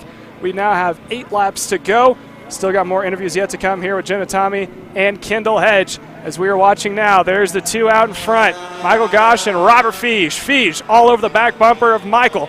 Last time by coming into the S's, it looks like Robert had a quick look to the inside, was enough to get it done as he continues to follow. This time by, it's going to be lap number 7 in the books. Robert Fish is now in the tow, trailing by about 2/10. Last time by, Fish was a little bit quicker, about 2/1000ths of a second is how much quicker he was over the leader of Michael Gosh.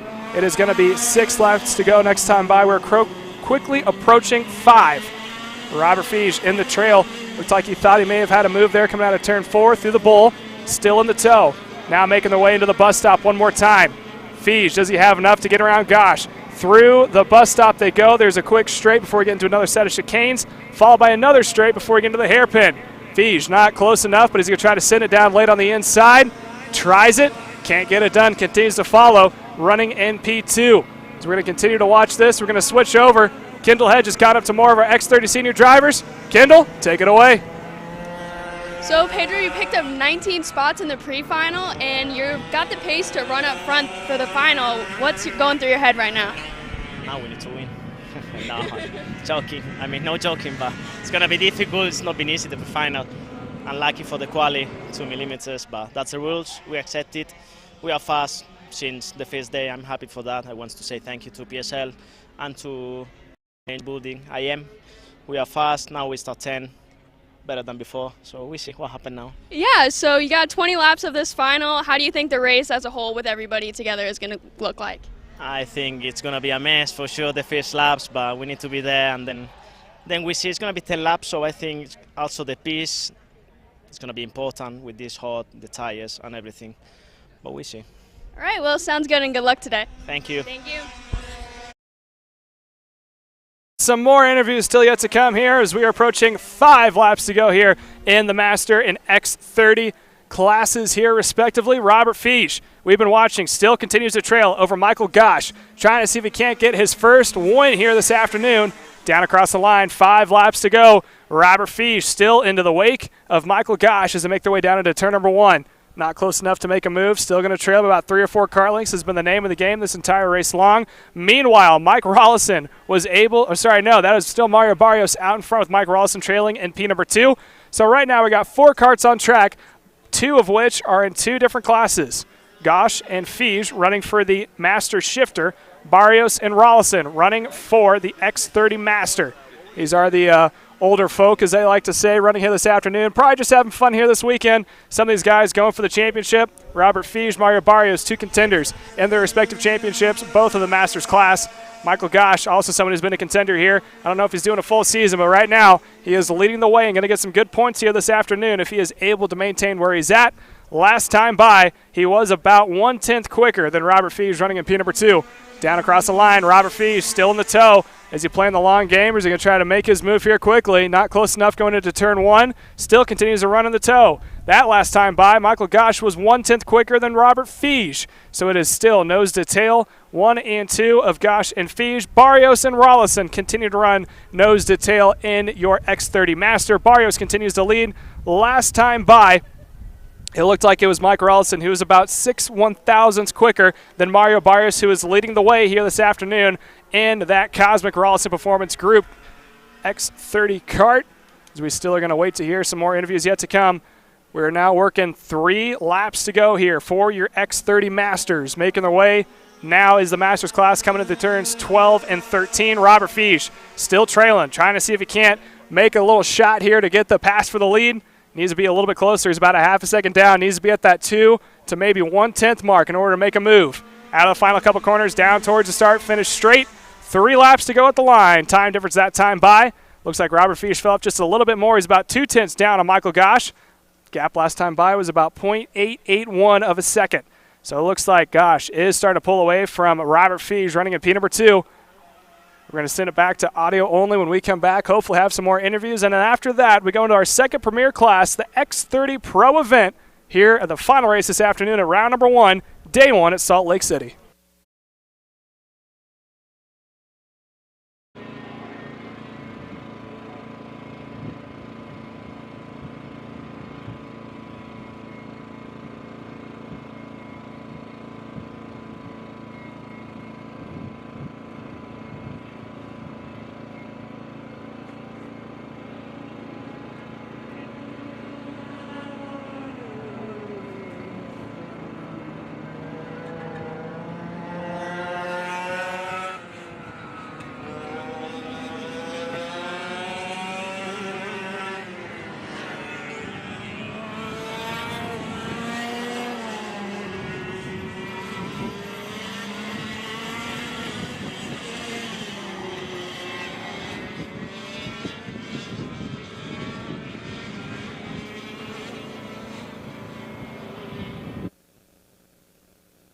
As we are watching 2 laps to go here for both Masters classes, we're going to send it down to Jenna Tommy, who has caught up to Christian Brooks, running for Nash, trying to see if he can't make his way to the front of the field. He's got his work cut out for him. Jenna?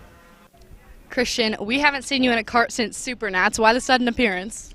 Well, I just have a ton of passion for this sport, and I was talking to my team owner, Seth Nash, and some of the boys from CRG, and I was just bored sitting at home, and I was coming and coaching and mechanicking a bit, and I just missed it, wanted to get back in, and wanted to see if I could still hang with all these youngsters, and it's been fun. It's just good to stay in shape for the car stuff, and definitely just a good time overall. What do you think the audience can expect from this final? Well, I'm starting 11th, and I mean, I'm going to give it everything I have. If we have the pace, then it's going to be, I mean, you never know in the X30 stuff. Hopefully, we just get through turn 1 and have a good race. It's always chaotic in this series, so we'll just push to the front if we can. Yeah, a lot of pride and money on the line in this class. Thanks, Christian. We'll let you get to racing. Appreciate it. Thank you. Back to you guys. Thank you, Jenna. As we are now going to continue to watch the rest of this race, as we are now coming up on the checkered flag. Sorry, the white flag is about to be out for your X30 Masters, making their way across the line. Checkered flag is out for your race winner. That is Michael Gosh coming across the line to win the first event here of 2 this weekend. Robert Fish comes across in P number 2.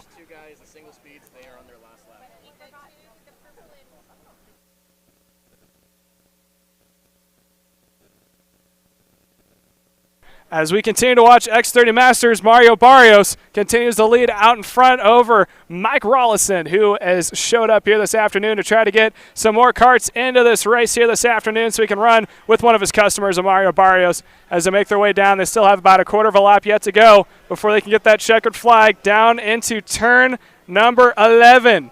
That is going to be Barrios out in front over Mike Rollison, making their way down through turns 12 and 13 for the final time. Barrios out in front, Mike Rollison running in P2, P4 overall, making their way to the back parts of the track, coming in the quick little carousel double right-hander before they make their way down towards the start-finish straight for the final time. Out of the final couple of corners, down towards the straight, going out a little bit slower than usual. Trying to see if they can't do a side-by-side finish Le Mans style. That is going to be Mario Barrios taking the checker flag here this afternoon for your Masters in X30. Congratulations to both of our winners out on track. When we come back, we'll get going underway here with our X30 Pro event, the final one this afternoon, and the second of 2 headline races. Don't go anywhere and stay tuned. We got one more still yet to come.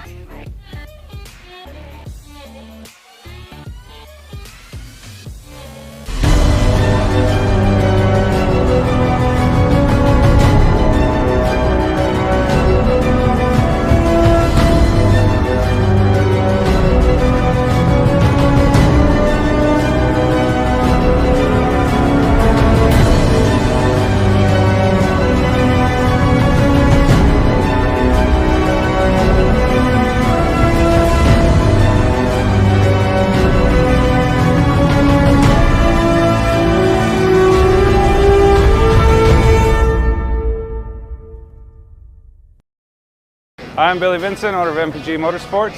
What we do at MPG is we try to keep it a nice, fun family atmosphere, try to combine sort of the bigger things and of the bigger teams and the professionalism down with sort of some of the fun sort of family-oriented atmosphere. We try to not only develop drivers, but also the parents and the families for just in knowledge in general in motorsports. It all starts in karting. What we try to do is try to help the drivers, the moms, the dads understand the sport of motorsports in general, not just karting, but what it takes to get all the way up through. Whether you end up wanting to be a driver or a mechanic or an engineer, you know, we can help you with that, and that's what we're here for.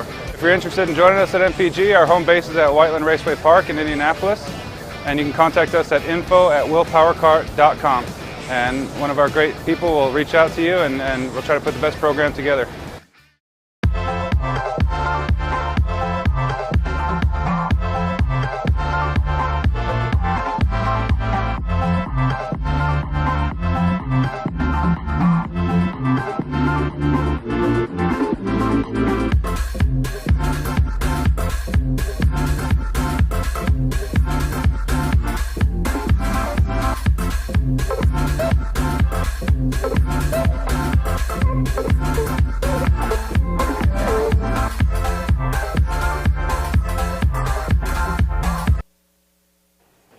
Welcome back here live from Utah Motorsports Campus. It's the final main event of the day and the second of the two headline divisions.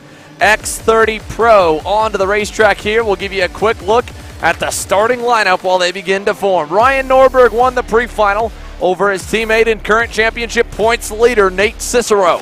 Row 2, it'll be the Ryan Perry Motorsport Tony Kart of Jeremy Fletcher to the inside and Hayden Jones to the outside. Row 3, Jason Leung and Wes Duchak to put 5 RPG Cosmics in the first 3 rows. Then it's Paul Bocuse, Cameron Weinberg, Cole Kleck, and Pedro Hiltbrand. We're in the lanes. The final few drivers are coming together, and we're green and racing down to turn number 1. Good start for the inside lane. Cicero trying to hang tough, but Fletcher will get through to second. And he nearly gets shoveled wide by Paul Bocuse. He gets his way back on through, and Ryan Norberg gets away a little bit. Yeah, I think we can know how the rest of this race is going to go. We've seen this before. Early lead for Ryan Norberg. Mr. Consistent stays out in front. All he needs to do is get out of drafting range for the two behind of both Bocuse and Fletcher, who's able to get back up to P2. These two running a second and third. If they're not smart here, they may be battling it out for the second spot the rest of this race. Yeah, Paul Bocuse is hungry here. He's going to go by Fletcher. That's going to hurt him. That's not what we needed to see here to get us a good fight for the lead. Fletcher will give it to him. He was trying to hang on, but Paul Bocuse, give it to Paul. I mean, he did qualify on the pole here today. He knows what he can do, and he has the speed to challenge Norberg, but he's got to be perfect on cold tires at the beginning of a 20-lap main. 1 lap complete. Norberg's lead, 4 car lengths.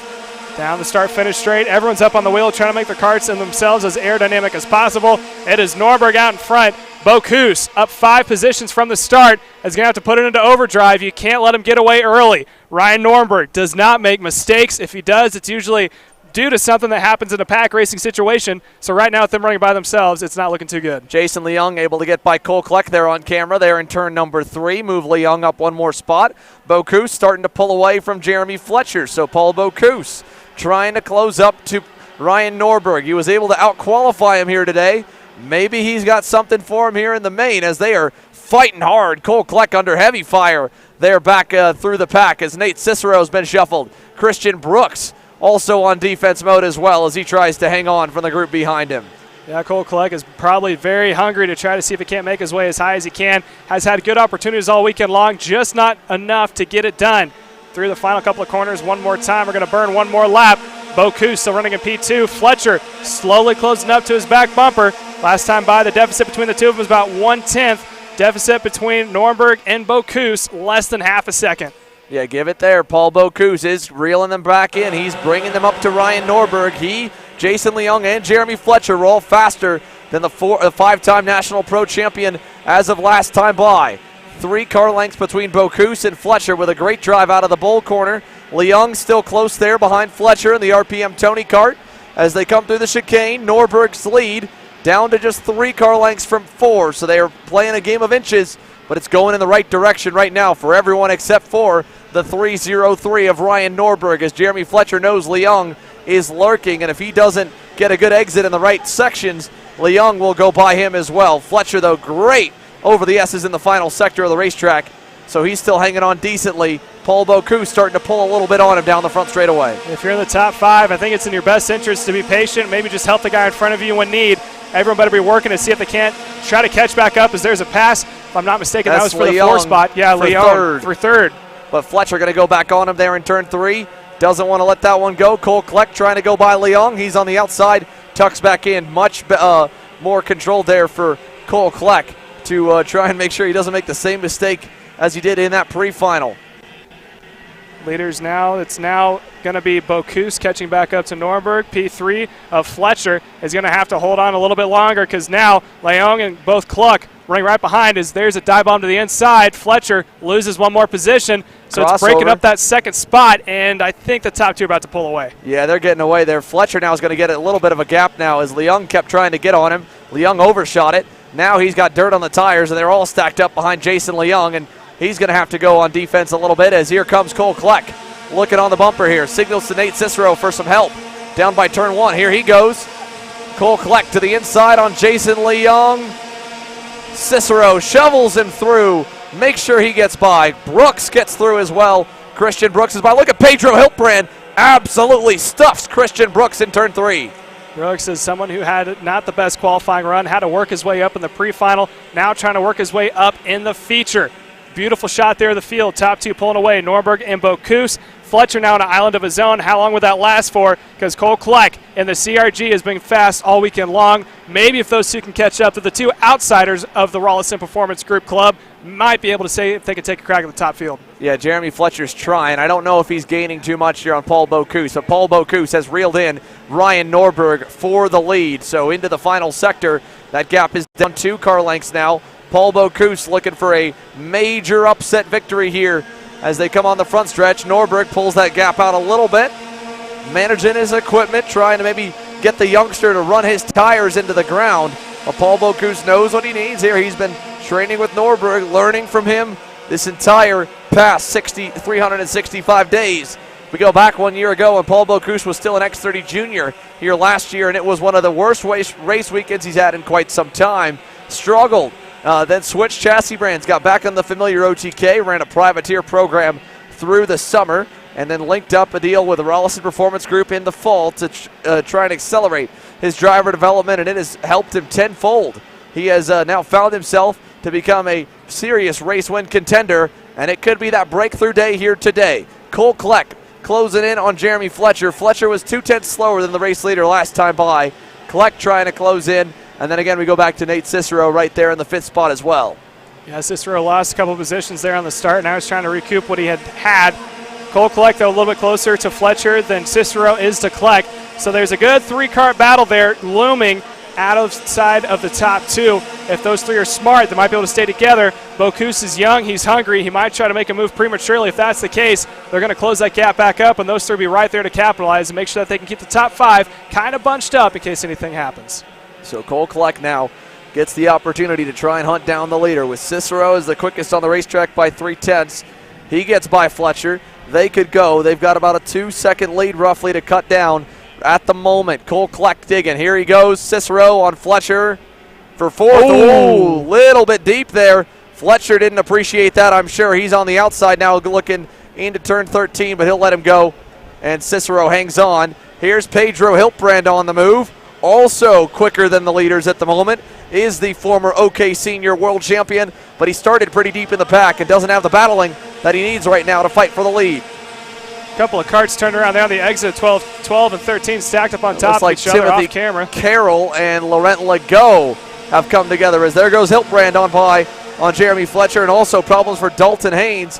He's pulled into the scale line here early on the Team Bennett EOS cart. So a little bit of carnage outside of this group, as Hiltbrand has now worked his way into the top 5. Top 2 still out in front, but it looks like Norberg's starting to open back up yet again. Bocuse went from being at a 2/10 deficit to now almost at an 8/10 deficit. And right now, Bocuse is going to be under fire, because here comes Cole Kleck trying to see if he can't make a move here. Does not decide to make it going into turn 10, but he is getting himself lined up for a possible good pass going into turn number 1 next lap. Yeah, Cole Kleck taking his time, being smart about this here. Again, he is within a second now of the race leader, Ryan Norberg. Last time by, 2/10 better. Cole Kleck, a rookie sensation here who is looking to really break out onto the scene. He's already got a P2 run in the semi-pro 100cc class. Here he comes on Bocuse, looking for the second spot. He'll take it away into one. Bocuse not going to fight him hard. He doesn't have much left here in the tank, it looks like. Cole Kleck, on the other hand, might. With 12 laps to go, 1 second on the deficit, can Cole Kleck run down Ryan Norberg here? 8 laps completed. Kleck was 2/10 better last time by. Just over halfway. This action might work in the favor of Paul Bocuse. I know getting past isn't the best thing ever, but if someone like Cole Kleck who's quicker, he cuts the air for you, especially down that long straightaway, might be able to keep your chance alive keeping a podium, because Nate Cicero and Pedro Hildenbrand also trying to see if they can't crack their way into the top 3. Yeah, both of those drivers have also been on the same level of pace here as Cole Kleck, so while they didn't start as good, Kleck, on the other hand, has the opportunity to bring quite a few into the mix here. Again, Hiltbrand digging pretty good. Marian Kremers is up 6 spots, finally having a good run here in the X30 Pro class. He's closing up to Jeremy Fletcher, and again, looking for something good here today, as Jason Leung now has faded all the way back to the 8th position. Hayden Jones down tonight, Jacob Hoover 10th. Frankie Mossman up 15 positions into the top 10. A good run for Frank the Tank as he begins to make his way further and further up the order. He's only 5 seconds back from the lead and a couple tenths back from this group we're following here that we're watching with Hiltbrand, who has gone by on Nate Cicero, or no, sorry, not Hiltbrand by on Cicero. Cicero about to get by on Paul Bocuse. Looking here probably this time into turn number 12, if he's close enough. He's almost there. Here comes Cicero, a kurt length back. Not going to send it this time. 11 to go. Cole Kleck has already made up 2/10 that last lap to get around Ryan Norberg, so he is closing. He is 2/10 faster per lap. If he can keep this up, he is on track to, in about 4 laps, be at the back bumper of the national champion of Ryan Norberg as he makes his way across the line this time. They're going to get the cross flags halfway. Let's keep an eye on the time between the two of them. Last lap, Ryan Norberg went a 59.2. He went a 59.1, 58.9 for Cole Kleck. So he continues to go 2/10 of a lap faster. Now closes it down to 6/10, almost under half a second. Look at that move by Pedro Hiltbrand there. Nate Cicero was going by on Paul Bocuse, and Pedro Hiltbrand slipped down the inside in the middle of 1 and 2. That right there, the move of a world champion. He made that one look easy and minimized the time damage by not having to make the pass himself. So now we got 2 more factors that are quicker or as quick as the race leader, Ryan Norberg, and could easily get into the fight as well. We've got a race on our hands here at X30 Pro, just like we did in Pro Shifter. Cole Kleck cutting the gap down now. It's only about a half second between the top 2, and Nate Cicero onto the box. Hiltbrand is coming. Marian Kremers is not terribly far back from Jeremy Fletcher, but he is not as quick as Hiltbrand at the moment.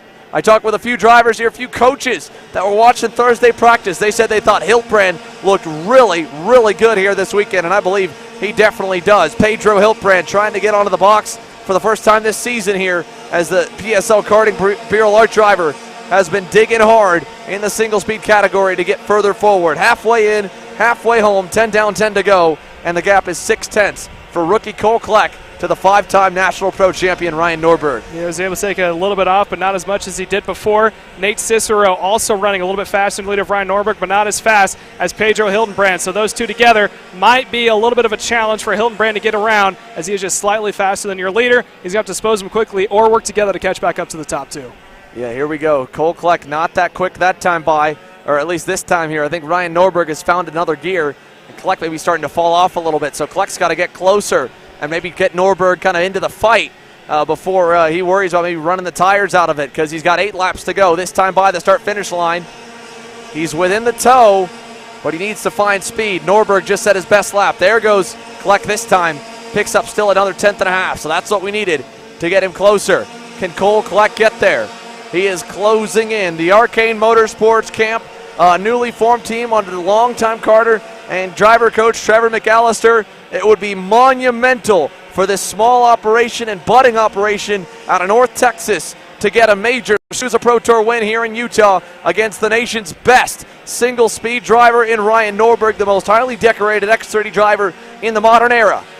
7.5 laps to go. Rookie Cole Kleck is 3 car lengths back. Nate Cicero also ran almost an identical lap time to Cole Kleck, so he is fast. He just needs a little bit more to get there. What he would really love to see is Cole Kleck and Norberg start to go back and forth. Kleck seemed to have found the draft that he needed. He is closing back up. Last time by, 0.4 of a second. A little bit closer this time, probably about 2 or 3 across the line, 7 to go. It is now 0.2 difference between Kleck and Norberg. Cicero now within a second of the two of them. So we are quickly approaching the possibility of a 4-car battle for the lead here in the closing laps. We could definitely see it here. Nate Cicero, Pedro Hiltbrand are coming. All 3 drivers, 2nd, 3rd, and 4th, were quicker than the race leader last time by. 7 laps to go. Ryan Norberg trying to hang on. He's not used to being in this position where he's the one getting reeled in. Normally, if he gets out early, it's hard for anyone to reel him back up. Here's a look at a good battle forming. Jeremy Fletcher has Marian Kremers starting to close up to him. And going back to turn number 12, looking inside, and there he goes. Marian Kremers moves another spot up, move Kremers up into 6th. Fletcher in the RPM Tony Kart. We thought he might have been the one to challenge the RPG Cosmics. In this case, it's not going to be him today. The X30 Pro rookie down in 7th with pressure coming from Jason Leung. As down the front stretch, we're down to just 2 car lengths for Cole Kleck to Ryan Norberg. Another 10th lopped off. I think within the next 1 to 2 laps, we could see the possibility of Kleck trying to size up Norberg to see where he can make a pass. He right now is on his back bumper, making his way out of turn number 4, now heading into the bowl of turn 5. So look for either turn 10 or turn 1 down the main stretch for Cole Kleck to try to make his move up front. If that happens, Nate Cicero is also within striking distance, and he'll bring with him Pedro Hiltonbrand, who is running in the 4th spot. Yeah, Pedro Hiltbrand there close. Nate Cicero close. Here's Kleck looking down the inside and for the lead, a little bit deep, but he's going to hold it on the exit. They're side by side to turn number 13. Into 13 and 14. O's a little wide. Norberg can't get there. Cole Kleck, the leader here with 6 laps to go. And here comes Cicero in 3rd, and also Pedro Hiltonbrand running in P4. They're making the way on the final corner, or heading down the main straightaway. 5 laps to go at the line. Norberg up on the wheel. He's got to find a gear if he wants to catch back up to Cole Kleck. Kleck is going to try to check out quick because Cicero and Hiltonbrand are coming. Yeah, here comes Nate Cicero into the picture. 2 car lengths back from Ryan Norberg. He was even quicker than really both of them a little bit the last couple laps, or at least on pace with Kleck, if not a couple hundredths better. Kleck's gap to Norberg's 3 car lengths. He can run the normal line for now. Pedro Hiltbrand into the picture. 5 laps to go, and this X30 Pro main event getting set to go down to the wire.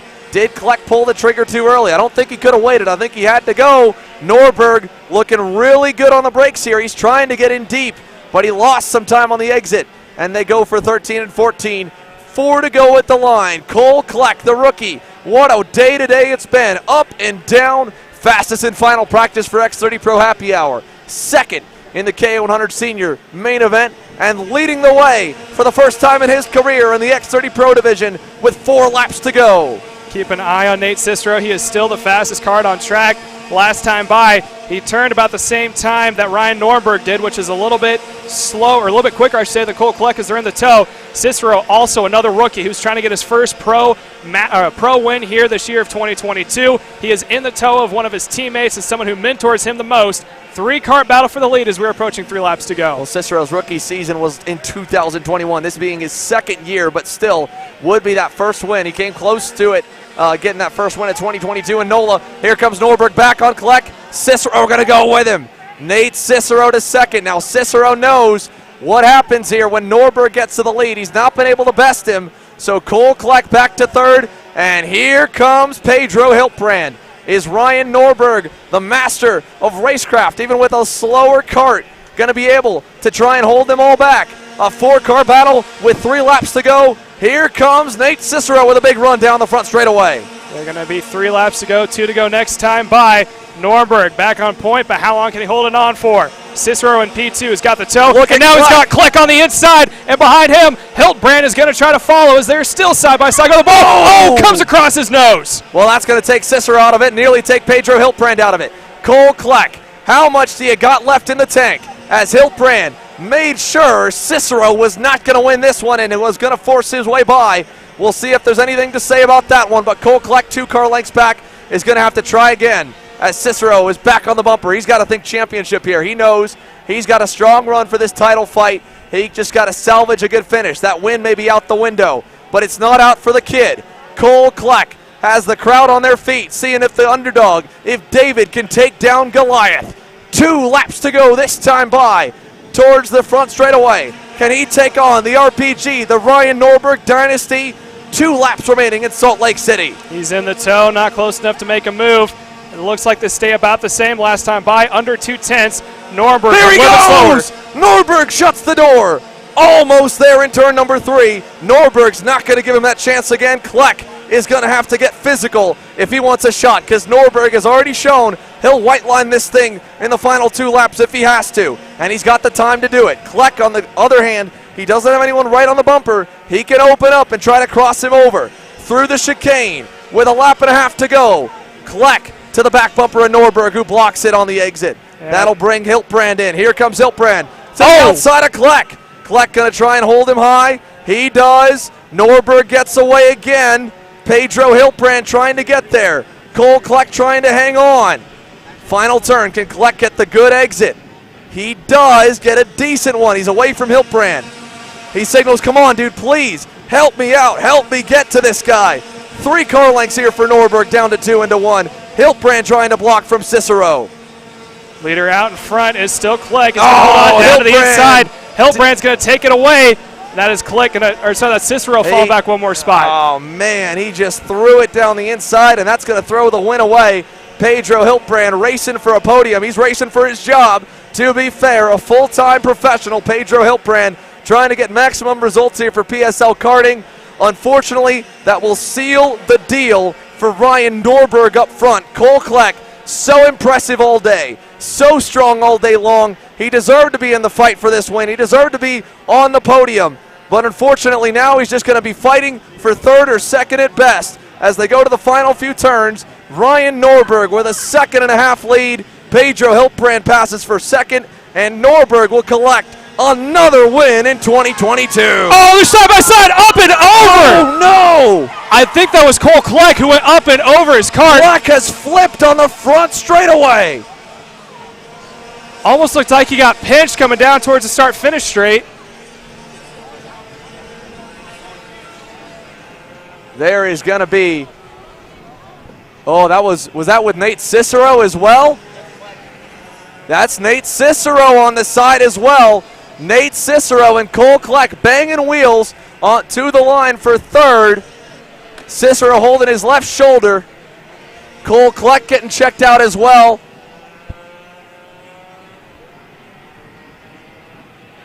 So that was a nasty flip for Cole Kleck. The on-site medical team quick to go and check him out here on the side as well. We're going to give you updates where we can. Nate Cicero obviously felt that one when they crossed the line. Cicero ends up in 3rd. Kleck ends up in 4th, unofficially, as they literally flipped. Cole Kleck flipped coming across the line. So we are going to have to talk to quite a few here at the conclusion of this one. And a wild, wild ending here to X30 Pro Senior as Cole Kleck and Nate Cicero come together. We'll go ahead and give you your top 10 before we go to commercial break and come back with post-race interviews and content.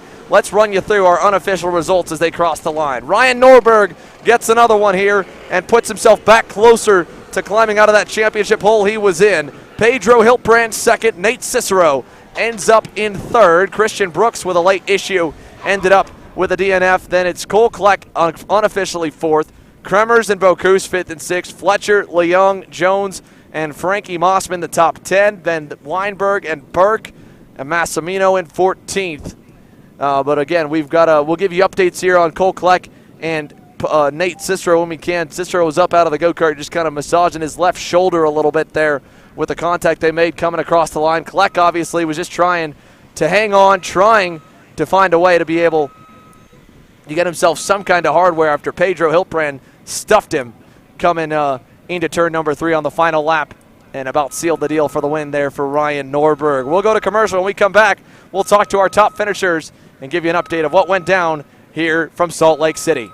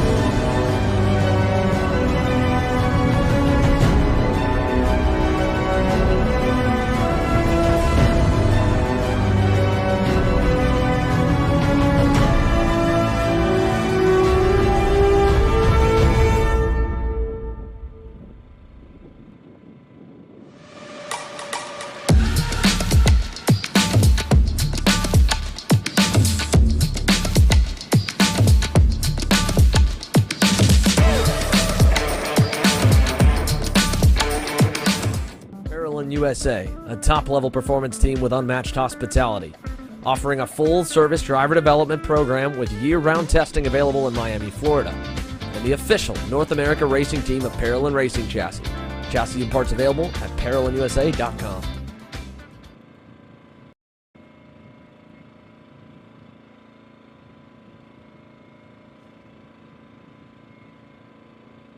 I'm David Serra, 18-time Australian karting champion, and we're launching Kart Class. Kart Class is an advanced digital training program that suits a driver who's just starting out in the sport, all the way to the driver looking to win a national championship.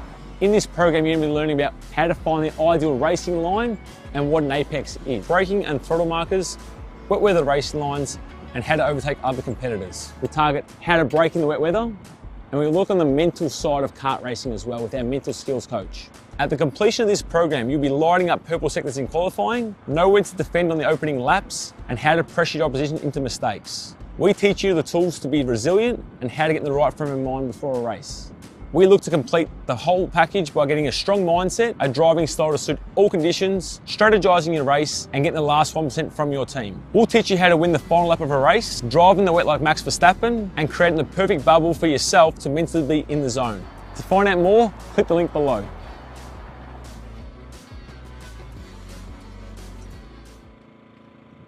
How you doing? My name is Mike Doty from Mike Doty Racing from Orange County, New York. We're about an hour north of New York City. We're a full-service kart shop that we supply IAME, Rotax, and all rock engines.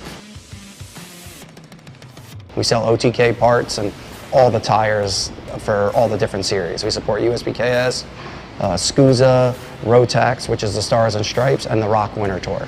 What we do is we try to get the drivers better by data, driver coaching, and setup. We have a lot of good drivers that come through our program. We have a lot of experience. I've been doing it for almost 35 years, and we just try to translate that to all our customers. For more info about Mike Doty Racing, you can contact us at MikeDotyRacing@gmail.com or call us at 845-551-0572.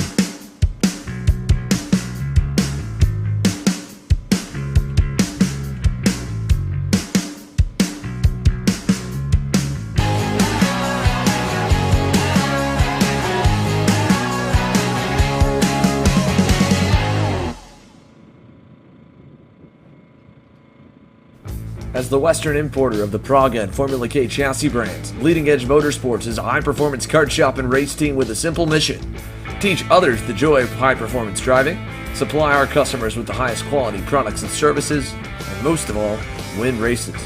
With our remarkable racing inventory, expert services, and top-ranked national-level team to back it up, we'll help to get your new kart racing package up and running fast.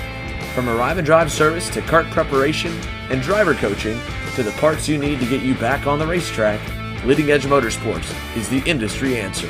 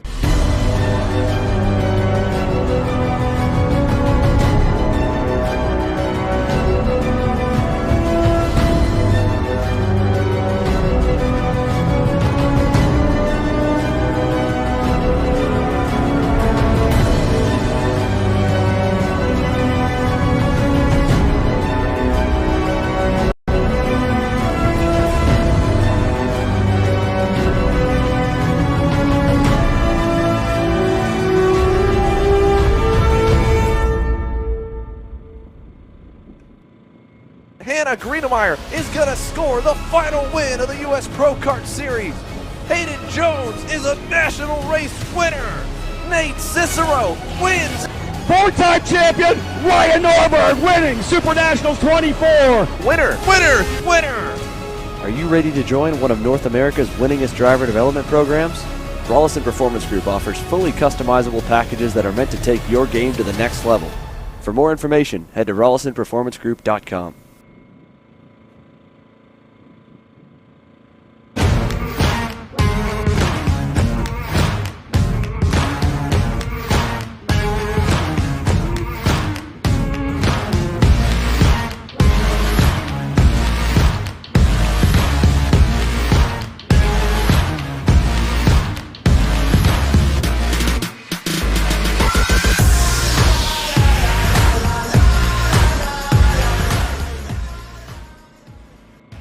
Kart Store USA is a kart parts supplier that racers and retailers can count on when they need reliable advice and service.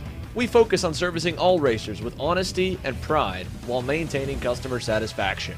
We carry a full stock of Kart Republic and Tony Kart chassis, as well as IAMI and Vortex Rock engines. We've also got a host of other parts available and in stock, such as products from Rev Performance Materials, Jecco Racing Seats, and more. We have a 100% satisfaction guarantee, and on top of that, if your order exceeds $200, shipping is on us. Check out all we have to offer today by visiting us online at kartstore-usa.com. Odenthal Racing Products, your #1 producer in engine mounts since 1992, along with our leading-edge designs and product development, such as the Odenthal Racing Products EasyGP camera mount, which comes in 4 different styles and can be used on any karting platform. See our products online. Go to odenthalracing.com.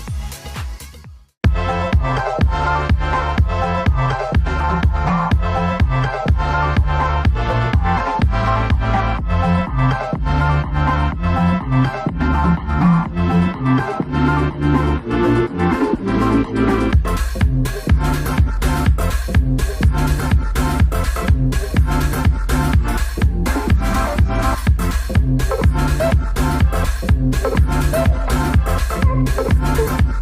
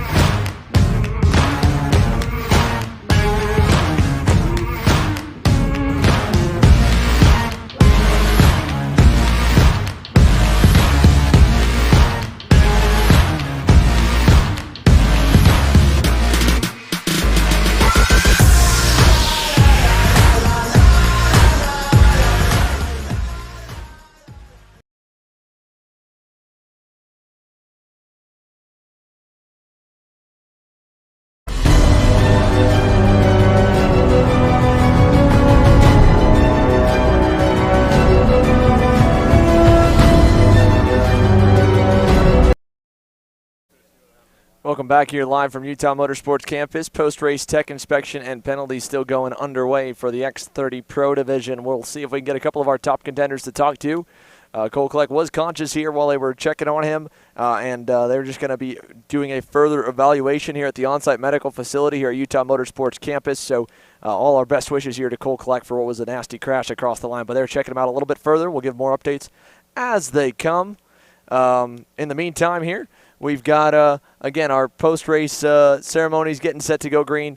Our podiums will be set to go here shortly. It's a beautiful day here in Salt Lake City. We made it all the way nearly to the end of the day without an incident. And on the final couple hundred feet of this X30 Pro main event, things got a little bit hairy. We'll give you more updates when they come, and podiums and post-race interviews to be coming soon later on.